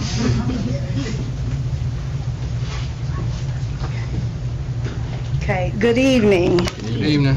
Okay, centralized registration. I know that we've been working on that and trying to figure out what was going to be good for Autauga County schools. So I know we wanted to try to do something at least beginning for this school year, where we're going to go ahead and start doing it in baby steps. First, we're going to start doing our online enrollment pilot testing, and that's going to be done with Daniel Pratt, Prattville Junior High, and Prattville High School. That will be done with our new enrollments, and they'll utilize Power School. We'll constantly make sure that we monitor and evaluate Then in September, we'll go ahead and expand it to Pine Level, Prattville Elementary, and Billingsley School.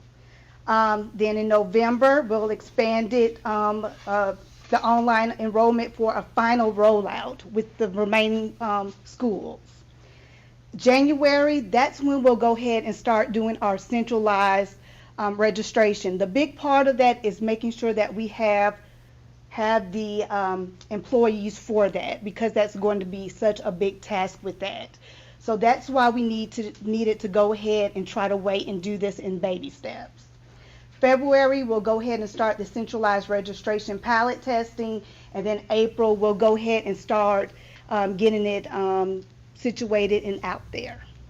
So the important thing to know that we talked about centralized processing last month, but we also believe that we could do this without hiring any extra help. So we're doing it in small steps, as Ms. Dow says, and we're going to pull people throughout the year to help get this done. But eventually we're going to be fully on board, but by doing it, because it's such a huge ordeal, we're doing it step by step, and we could correct the situation as we're going there. We have our two technology people here in the back of the room, Ms. Lynn Ray and Mr. Tebow here, and they're going to help us coordinate almost all of this stuff here, that help to make sure that it's successful, along with Ms. Floyd. So we'll get it running there, and I think you all will be pleased. Please. Okay. And once we start centralized registration, this is how it will look like. The parent will enroll the student using the online enrollment. Then it moves, if valid, parent will bring in the required documents to the centralized registration office. Then the centralized registration creates packets for the students that will then make appointments scheduled to the school. And then finally, the parent will deliver the packet to the school. Where's the centralized registration office? Well, That's what they're doing. yes, we're Baby going. steps. Yeah, baby steps, and that's one things that we did talk about was actually having it here at Chapter 1 and utilizing this building for centralized registration. They'll make it very efficient for our military families who are coming to the preferred community.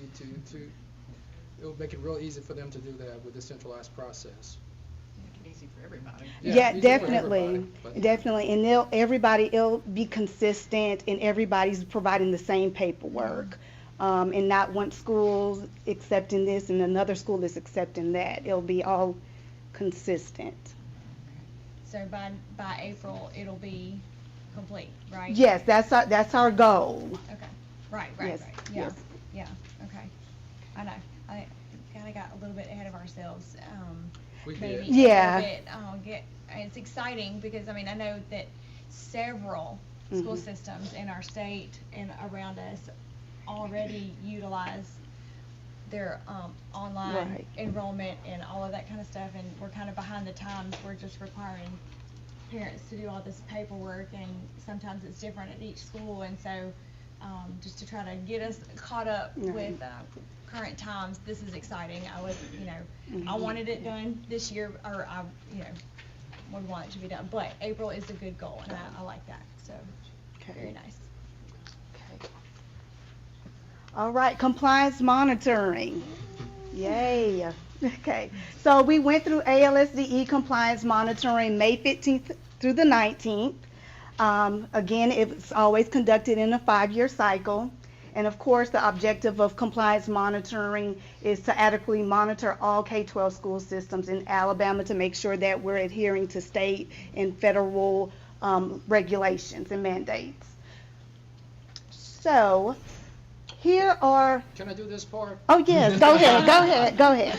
I'm going to do this part because I'm really, really proud of this. But career technical education, 0 findings. So in case you all don't know, the compliance monitors, when the state comes in, we get a considerable amount of state money, taxpayers' money. So they come in and look at every single thing. So they ask us to pull out records, files, they pull information out, they do a desk scouting, then they come in person, they interview students, interview teachers. It's a big, big process, and they're here for weeks.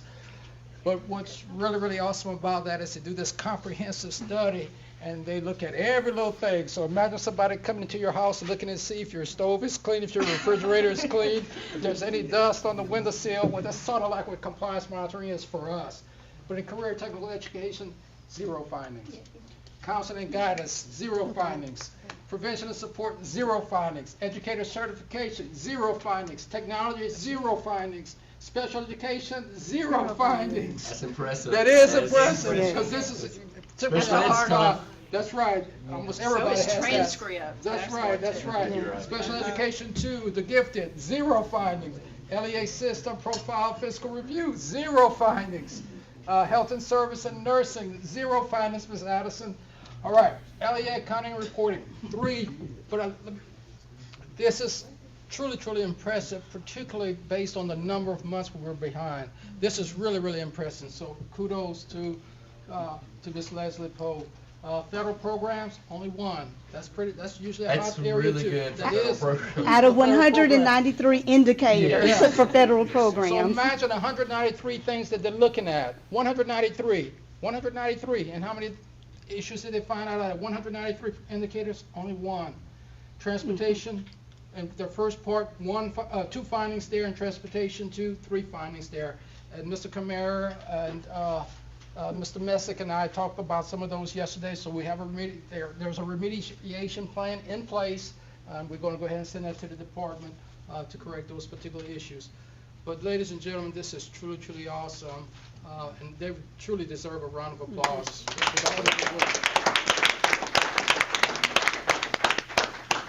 So thank you all. Thank you. That's it. Thank you.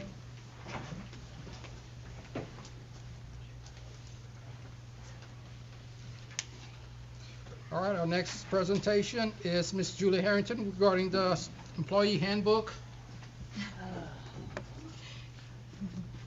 All right, we talked about this middle of May, and I said we'd have it ready by July, so it's June 15th, so we're not there, but we're about 75% through.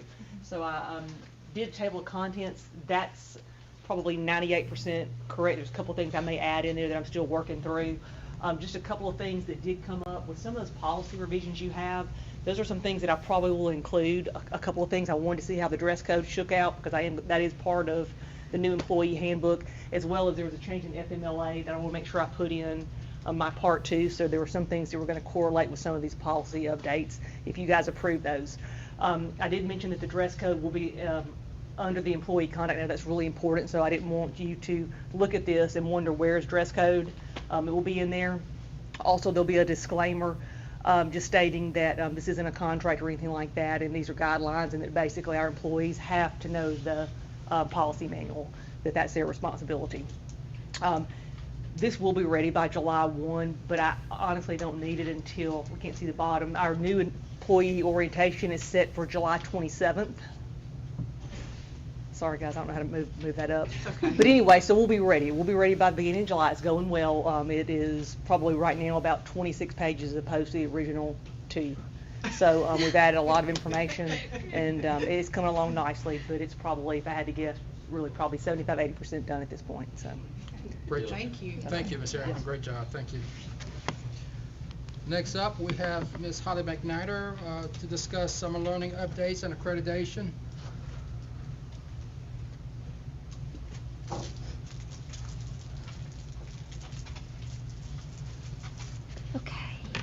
Okay, so I'm going to start with, how does this work? Okay, here we go. So, as you know, we are having summer learning across the district, and so we just kind of broke it down. And before I start, I just want to say there's so many components of summer learning that Ms. Blazek said today. It's like opening and closing school all in 1 month.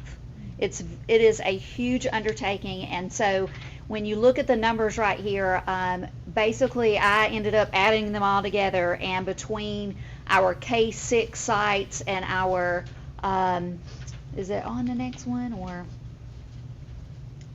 is a high school on there? I don't even, it's not on there, sorry, but grades 7 through 12, we're also serving 129 students. So total 749 students are being served through our summer learning programs. And I just want to say, a lot of people think that it just takes curriculum and teachers to make that happen, but it takes transportation. I mean, we were, through the weather. I mean, it takes federal programs, it takes personnel. It really is like a mini school year, and it just takes a lot. And our sites that are serving these kiddos, and also Dr. Holloway and Ms. Belazic, who are the front runners in helping make this happen. So I just want to say a shout out to them. But there's a snapshot. We had 100 enrolled, and our attendance rates, you can see anywhere, they're all in the 90s. Now, yesterday and today, they were down, but obviously with the weather,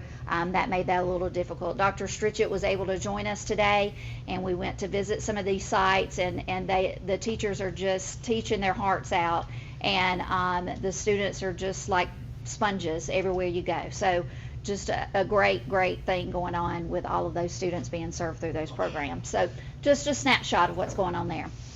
And so I do want to kick off and say congratulations, Autauga County Schools. You did receive accreditation, so that is very exciting. And before I highlight all of that, I would love for everyone who participated in the accreditation process, please stand up if you're in the room, because keep everybody, principals, all stand up. I see some counselors back there. Please stand up. In fact, everyone in this room needs to stand up, because accreditation involves everyone. It involves every one of you as parents and stakeholders. Without all of what Autauga County Schools, we would have never acquired accreditation. So it takes a small group of people to put all of that in a pretty little package and pass that along to Cognia, but it takes all of those folks and all stakeholders. So I'm going to highlight just a few things from the review. As you guys know, Cognia does all of this process. It used to be called Advanced Ed, but now it is through Cognia. And so on the screen, you'll see some of the highlights from that review. And these are what they refer to as key characteristics, and they are critical to the success of our district. So these are just some of the notable achievements in the review under culture of learning. They mentioned our creating and sustaining a healthy culture for learning. Sorry, it's kind of wonky there. The growing need to address social and emotional needs of students in conjunction with their academic growth. We all know that is a high priority across our entire nation, but it was highlighted in the report that was seen throughout our district. Also, the opportunities that we are providing our students to develop 21st century skills. I'm going to refer to my handout because it's a little crooked there, and also our administrators that are participating in stakeholder activities and making sure they bring in all of our stakeholders into the school setting. Under leadership for learning, there was a highlight mentioned for the development of our district strategic plan, and that it includes those measurable goals. That was actually mentioned in the review. Also, moving to the key characteristic of engagement of learning, they highlighted in the report that students are included in the learning process and participate with confidence, with ownership over their own learning. All schools have positive behavior support systems in place. Teachers demonstrate high scores in developing an inclusive classroom culture, and then also a notable achievement was the multi-tiered systems of support that are in place using formative and summative assessments. Then that fourth key characteristic being growth and learning, that the district level professional development and is in place to allow implementation. And you guys have heard lots of conversations about things coming through with professional learning.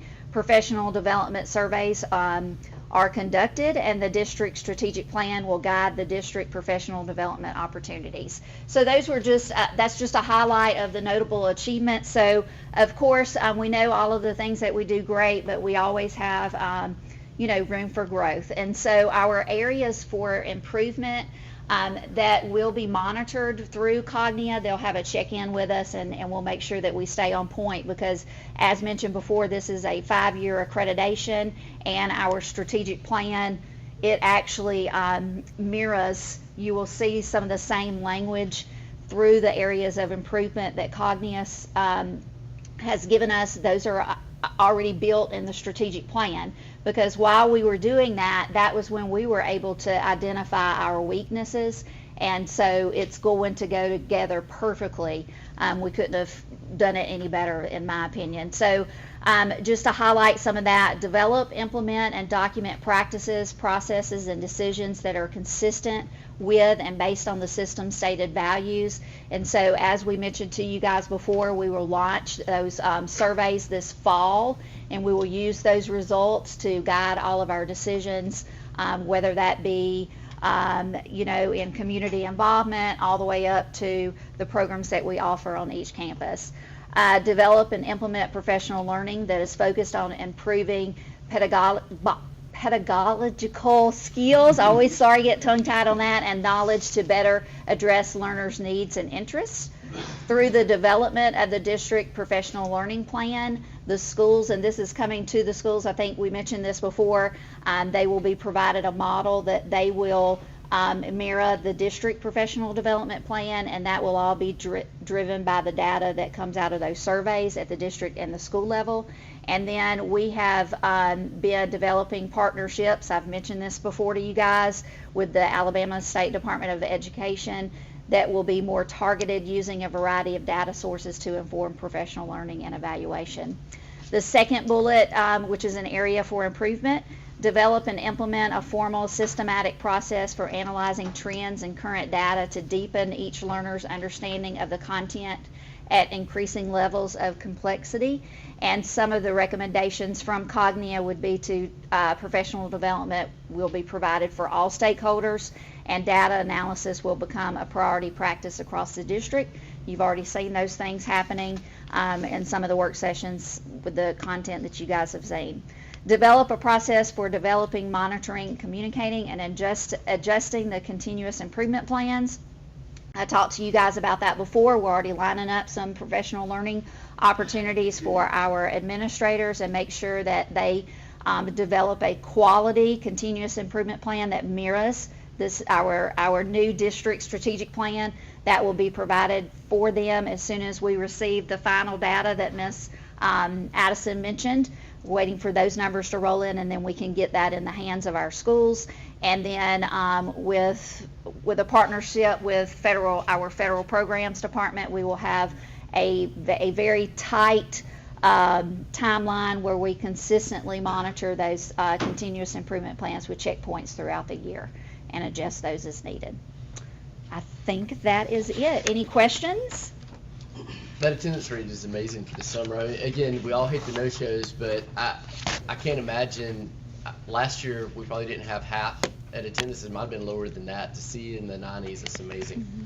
Well, we were really proud, particularly of the number of students who they're coming to the high school for some of these, not just credit recovery, but credit advancement opportunities. Awesome. And really tapping into that and using those partnerships that we have to get some of these initiatives off the ground. So it's very exciting. Do we contact the no-shows? I mean, do you try to find out what's going on? Yes, we do, constantly. And, unfortunately, in previous years, we provided transportation. We could all go on and on about the pros and cons to that.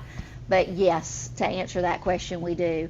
And unfortunately, some of the ones that we need at the school building so badly, they just, we have just brainstormed on everything we could possibly think of to get them there. But we've had parents that just say, I'm not getting up that early. I mean, I'm not kidding. So transportation. But and just FYI, week after, actually the last week of our summer camp for our our littles, we will conduct that ACAP supplemental, and hopefully, fingers crossed, some of those kiddos that did not benchmark in April, it will be. I'm really excited to see how they do after they go through this camp. Awesome. Okay. And I'm sorry to keep you there. That's okay. What percentage do we have participating that did not benchmark in April? I'm going to refer that to Ms. Belazic. I'll pull those numbers for you. Okay. We invited, we did a cursory on the inside of all the students who didn't pass. We were pretty close knowing which kids, like they already had plans in place, and then all of our principals at the direction of Dr. Boyd reached out individually to families to let them know, if they did not benchmark what we were providing, and we did enroll more students after that date. So we ended up with 2 extra class sizes at both campuses. But I'll get the percentages pulled for you too. Okay, thank you. And then we'll give you a follow-up to let you know how many make Yeah, it let the us know second how many, round. that's Yeah. right. Okay, thank you, guys. Thank you. So board members, I'd like to share with you that our strategic plan is complete and it's good for 5 years. Our accreditation is complete, it's good for 5 years. Our comprehensive review is complete and it's good for 5 years. We've updated our policies, which you'll approve next month. We've updated the student handbook, which you'll approve next month.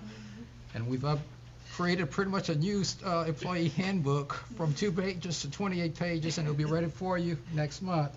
So all of this was basically done in 3 months. So kudos to the team and making that happen. They look tired. Y'all had summer yet? So Ms. Harrington said last week, these last 3 years was, 3 months were really good. All right, our next presenter is Dr. Sharon Streeter, and she'll present on the LEAP program. Is this different than the other LEAP program? It is. Oh, yes, It's far it better. is. Good evening to everyone. I'm going to first start talking about what the LEAP program is. That's the acronym that we've decided to use for our Learning Extension Academic Program for our students that have identified behavioral issues. The problem, the ACBOE Board of Education had a federal court case in November 2022 that deemed the behavior unit that is located at the Second Chance program not the most appropriate LRE, which is the least restricted environment placement for students with behavior issues. Also, our data supports the number of yearly manifestation determination hearings. From 2021, we had 19. In 2022, we had 66. And at the end of 2023, we had 78. This is a possible solution to be able to address the issues that we're seeing as it relates to our students that have identified behavioral issues. We devised a committee comprised of administrators, teachers, and central office staff members to develop procedures and criteria for the behavior unit, which will be an elementary behavior unit for grades K through 5. One of the models that we used to kind of emulate our program was the program that they currently have in Mobile, Alabama, the Autism and Behavior Learning Extension Program. They call their program ABLE, okay? And I've already talked to you about our possible name that we will use, the Learning Extension Academic Program. What will be the next steps? We will keep the Second Chance elementary unit in place for our students who have been identified as having punitive infractions. The elementary behavior unit will address grade level for those students, as I've stated earlier, which is grades K through 5. We will ensure prior to those students coming to that behavior unit that the continuum is exhausted, that we've done everything we can do at the school level, that we will make sure that those students also have an FBA, which is a functional behavior assessment, and a BIP. The behavior data will be very, very critical as we make those decisions of those students that will be transitioning to the behavior unit. There will be a checklist of strategies and techniques for those students who will be identified going to the behavior unit. The location for this unit will be at Daniel Pratt Elementary School. That principal at Daniel Pratt was a part of that committee, and she's on board with that as well. The personnel for that particular unit will be 1 SPED teacher and 3 SPED aides. We're looking at possibly transferring a teacher as well as hiring and transferring aides. One of the great things that I like about the behavior unit that we've already found a model. And one of the things that the model already has in place, and we're going to come up with our own class motto, but they had a class motto. They had a mission. they had a vision, they had a program overview. And one of the things that I think is very, very important is to have a referral process, getting family involved, making sure that we have intake meetings, having a crisis management in place as well as making sure we have progress monitoring so we can see how well these students are doing, because the ultimate goal is to transition students back to their base schools. And also looking at other miscellaneous information. Approximately, how many students will go in this unit? About 7 students, and we've looked at those 7 identified students. Okay? And I've already kind of alluded to this about the transition, and I think y'all should have a copy in your packet. If you don't, I'll get you a copy. It's kind of cut off at the bottom. But the transition for these students, I think, is going to be very, very critical. I talked about that with them transitioning back to their base schools, is having an IEP meeting if they're students with disability, if not, having a transition meeting. One of the last things that I want to talk about is transportation. We will have designated drop-offs for each zone for students who maybe live in various zones. The Marbury community will have a zone drop-off there. The central area, there will be a drop-off. Okay. Questions? No, this is a much-needed addition. It's something that we have needed in our district for a long time. So I'm very excited to see how this plays out, and I commend you for getting this up and running. So, okay. very good. Okay. So it Thank starts you. in the fall?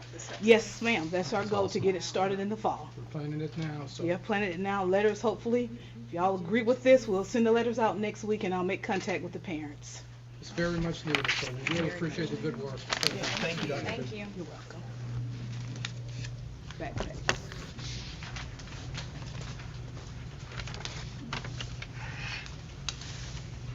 Okay, our next item on the agenda is backpacks, Board of Equalization nominations, and give you an update about the Baptist Health Partnership. Let's start with the backpacks.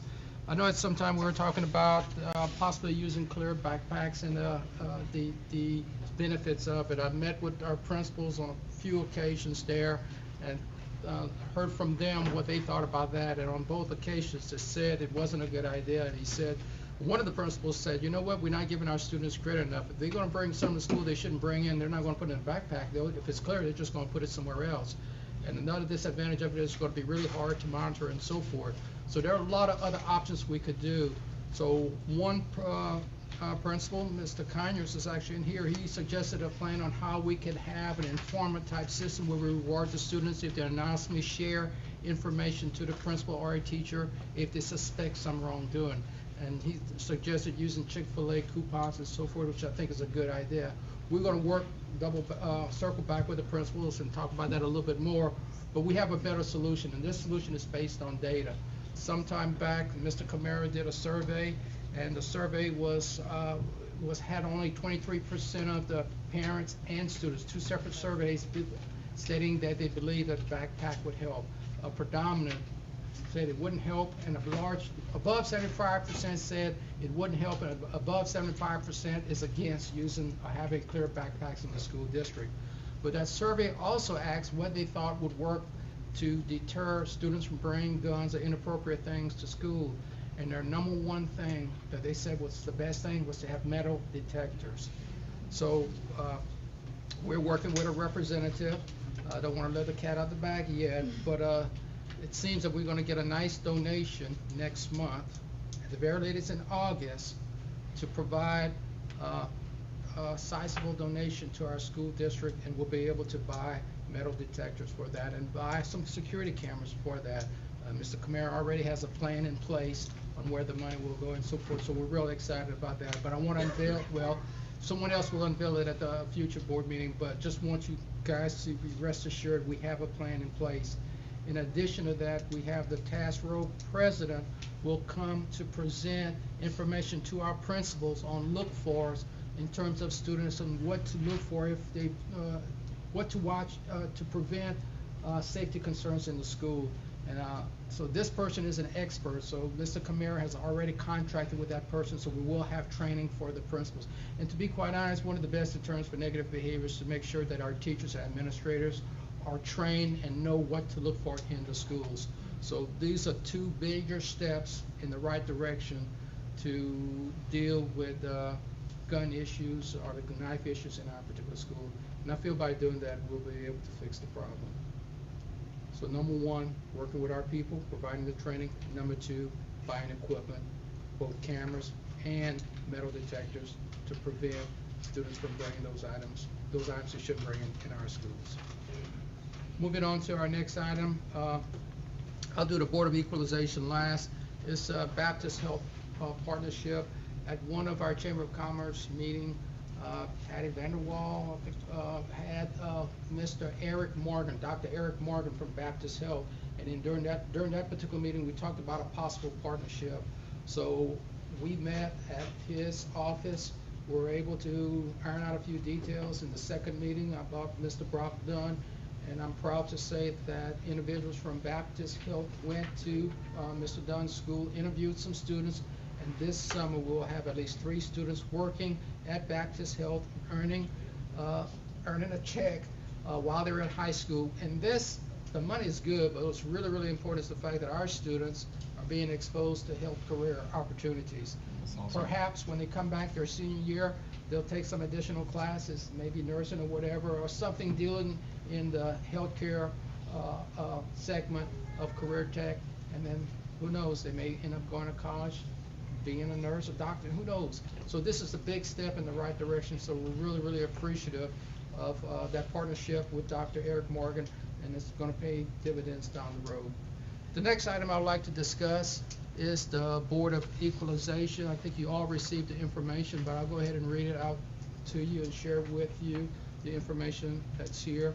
So ever so often, the Board of Education has to sign off on individual who will serve on this particular board. Again, I'll just read some of the information from here, but not the whole thing.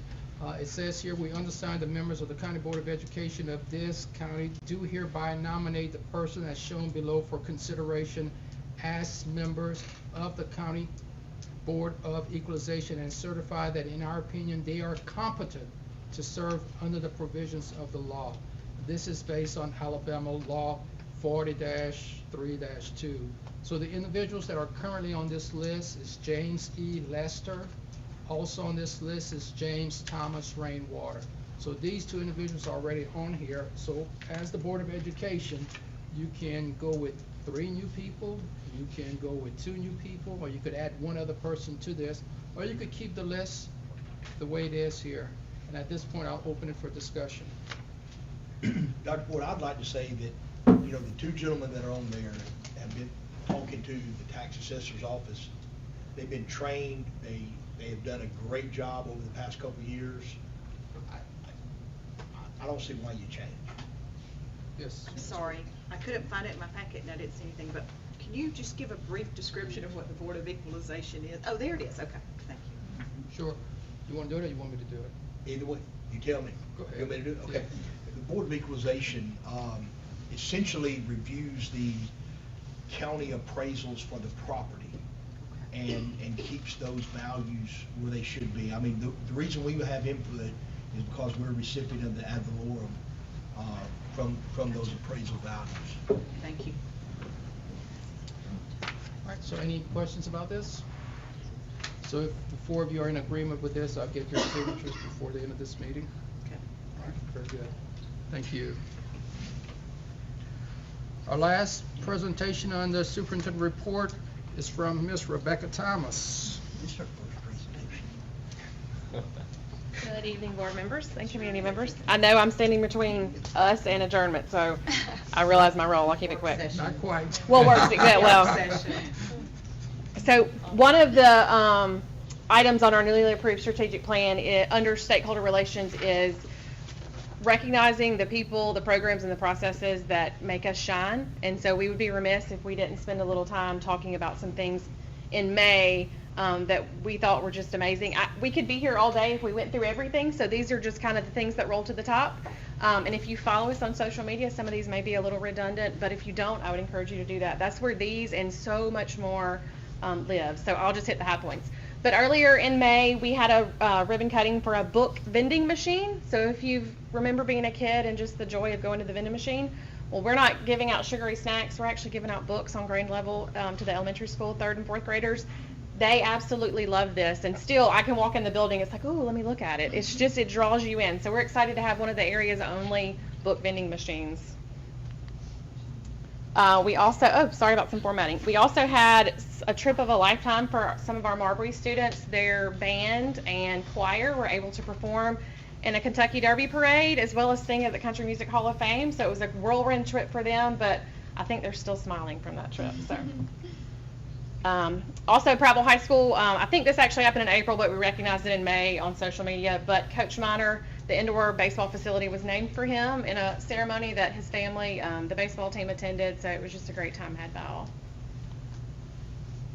So one of our new events that we began in the district this year was a district-wide retirement celebration. So this year we actually had 28 retirees that had close to 6 centuries of experience that they took with them. So when we talk about shaping education, some of these people were hugely instrumental in doing that, and they will be greatly missed. I'm trying to keep up with the notes, too. All right, so Billingsley Baseball's team had a record-breaking season. I think for their school, they went to the semifinals, which was as far as they had ever gone. So Coach Alexander is new out there, and they are looking for even more success next year. So, which I think the only thing to top that is a state championship win. So we'll see. Miss Stewart was named a River Region Parents Teacher of the Month. She teaches at Daniel Pratt Elementary. She teaches math and science, and she cites her reasons and passion because she was anxious over math as a student. So she really tries to hone in on that and remember that, so when she teaches in her classroom, she can help students who are also, like me, do not love and are not great at math. So Mr. Maurice Jackson, he is one of our Prattville High School, recently just graduated last month, but he earned a top 10 national placement at our JAG conference. So he earned national. He won 2nd in our state, which then allowed him to go to nationals and placed 8th at nationals. He did that. ACTC. Yes, through ACTC. I was trying to think if I put which category. Oh, employability skills was his category. So, but yeah, top 10 finish is pretty amazing on a national level. We had some Prattville Autauga Character Coalition recognitions at Pine Level Elementary. We had a teacher and a student recognized. That nonprofit organization has been going around to our different schools in the district and just recognizing great character.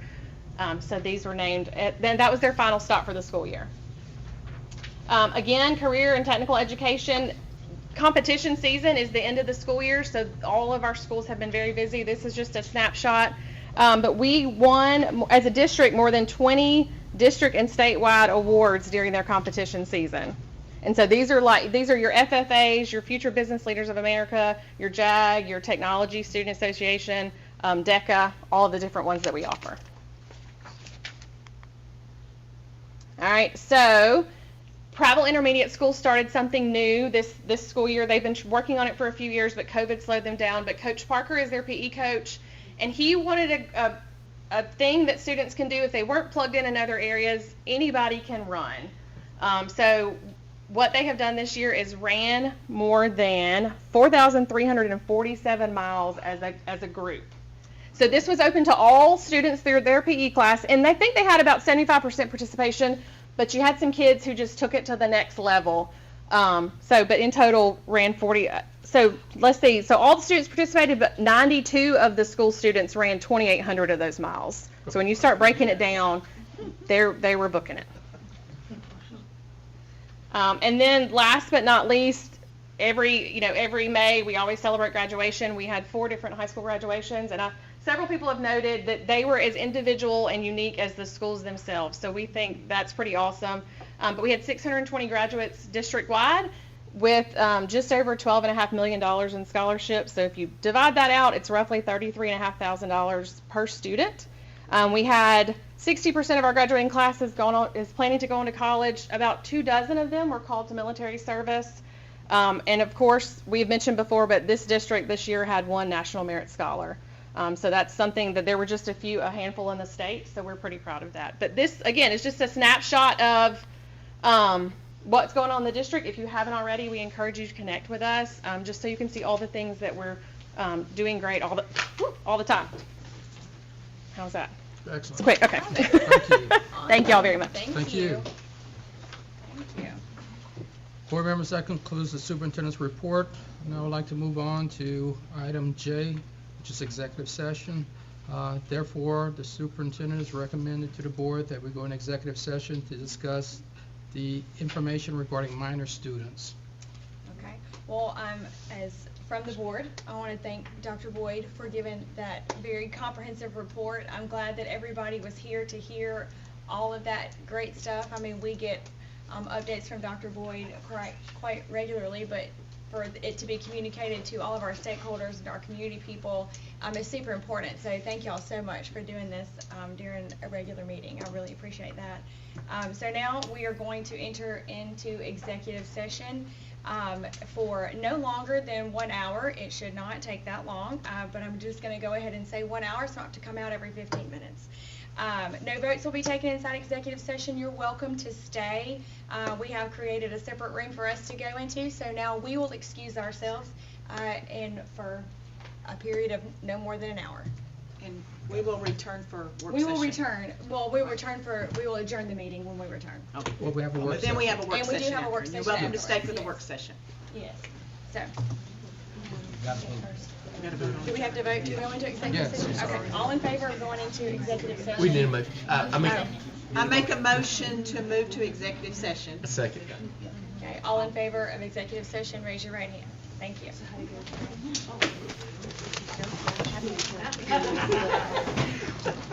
Yeah.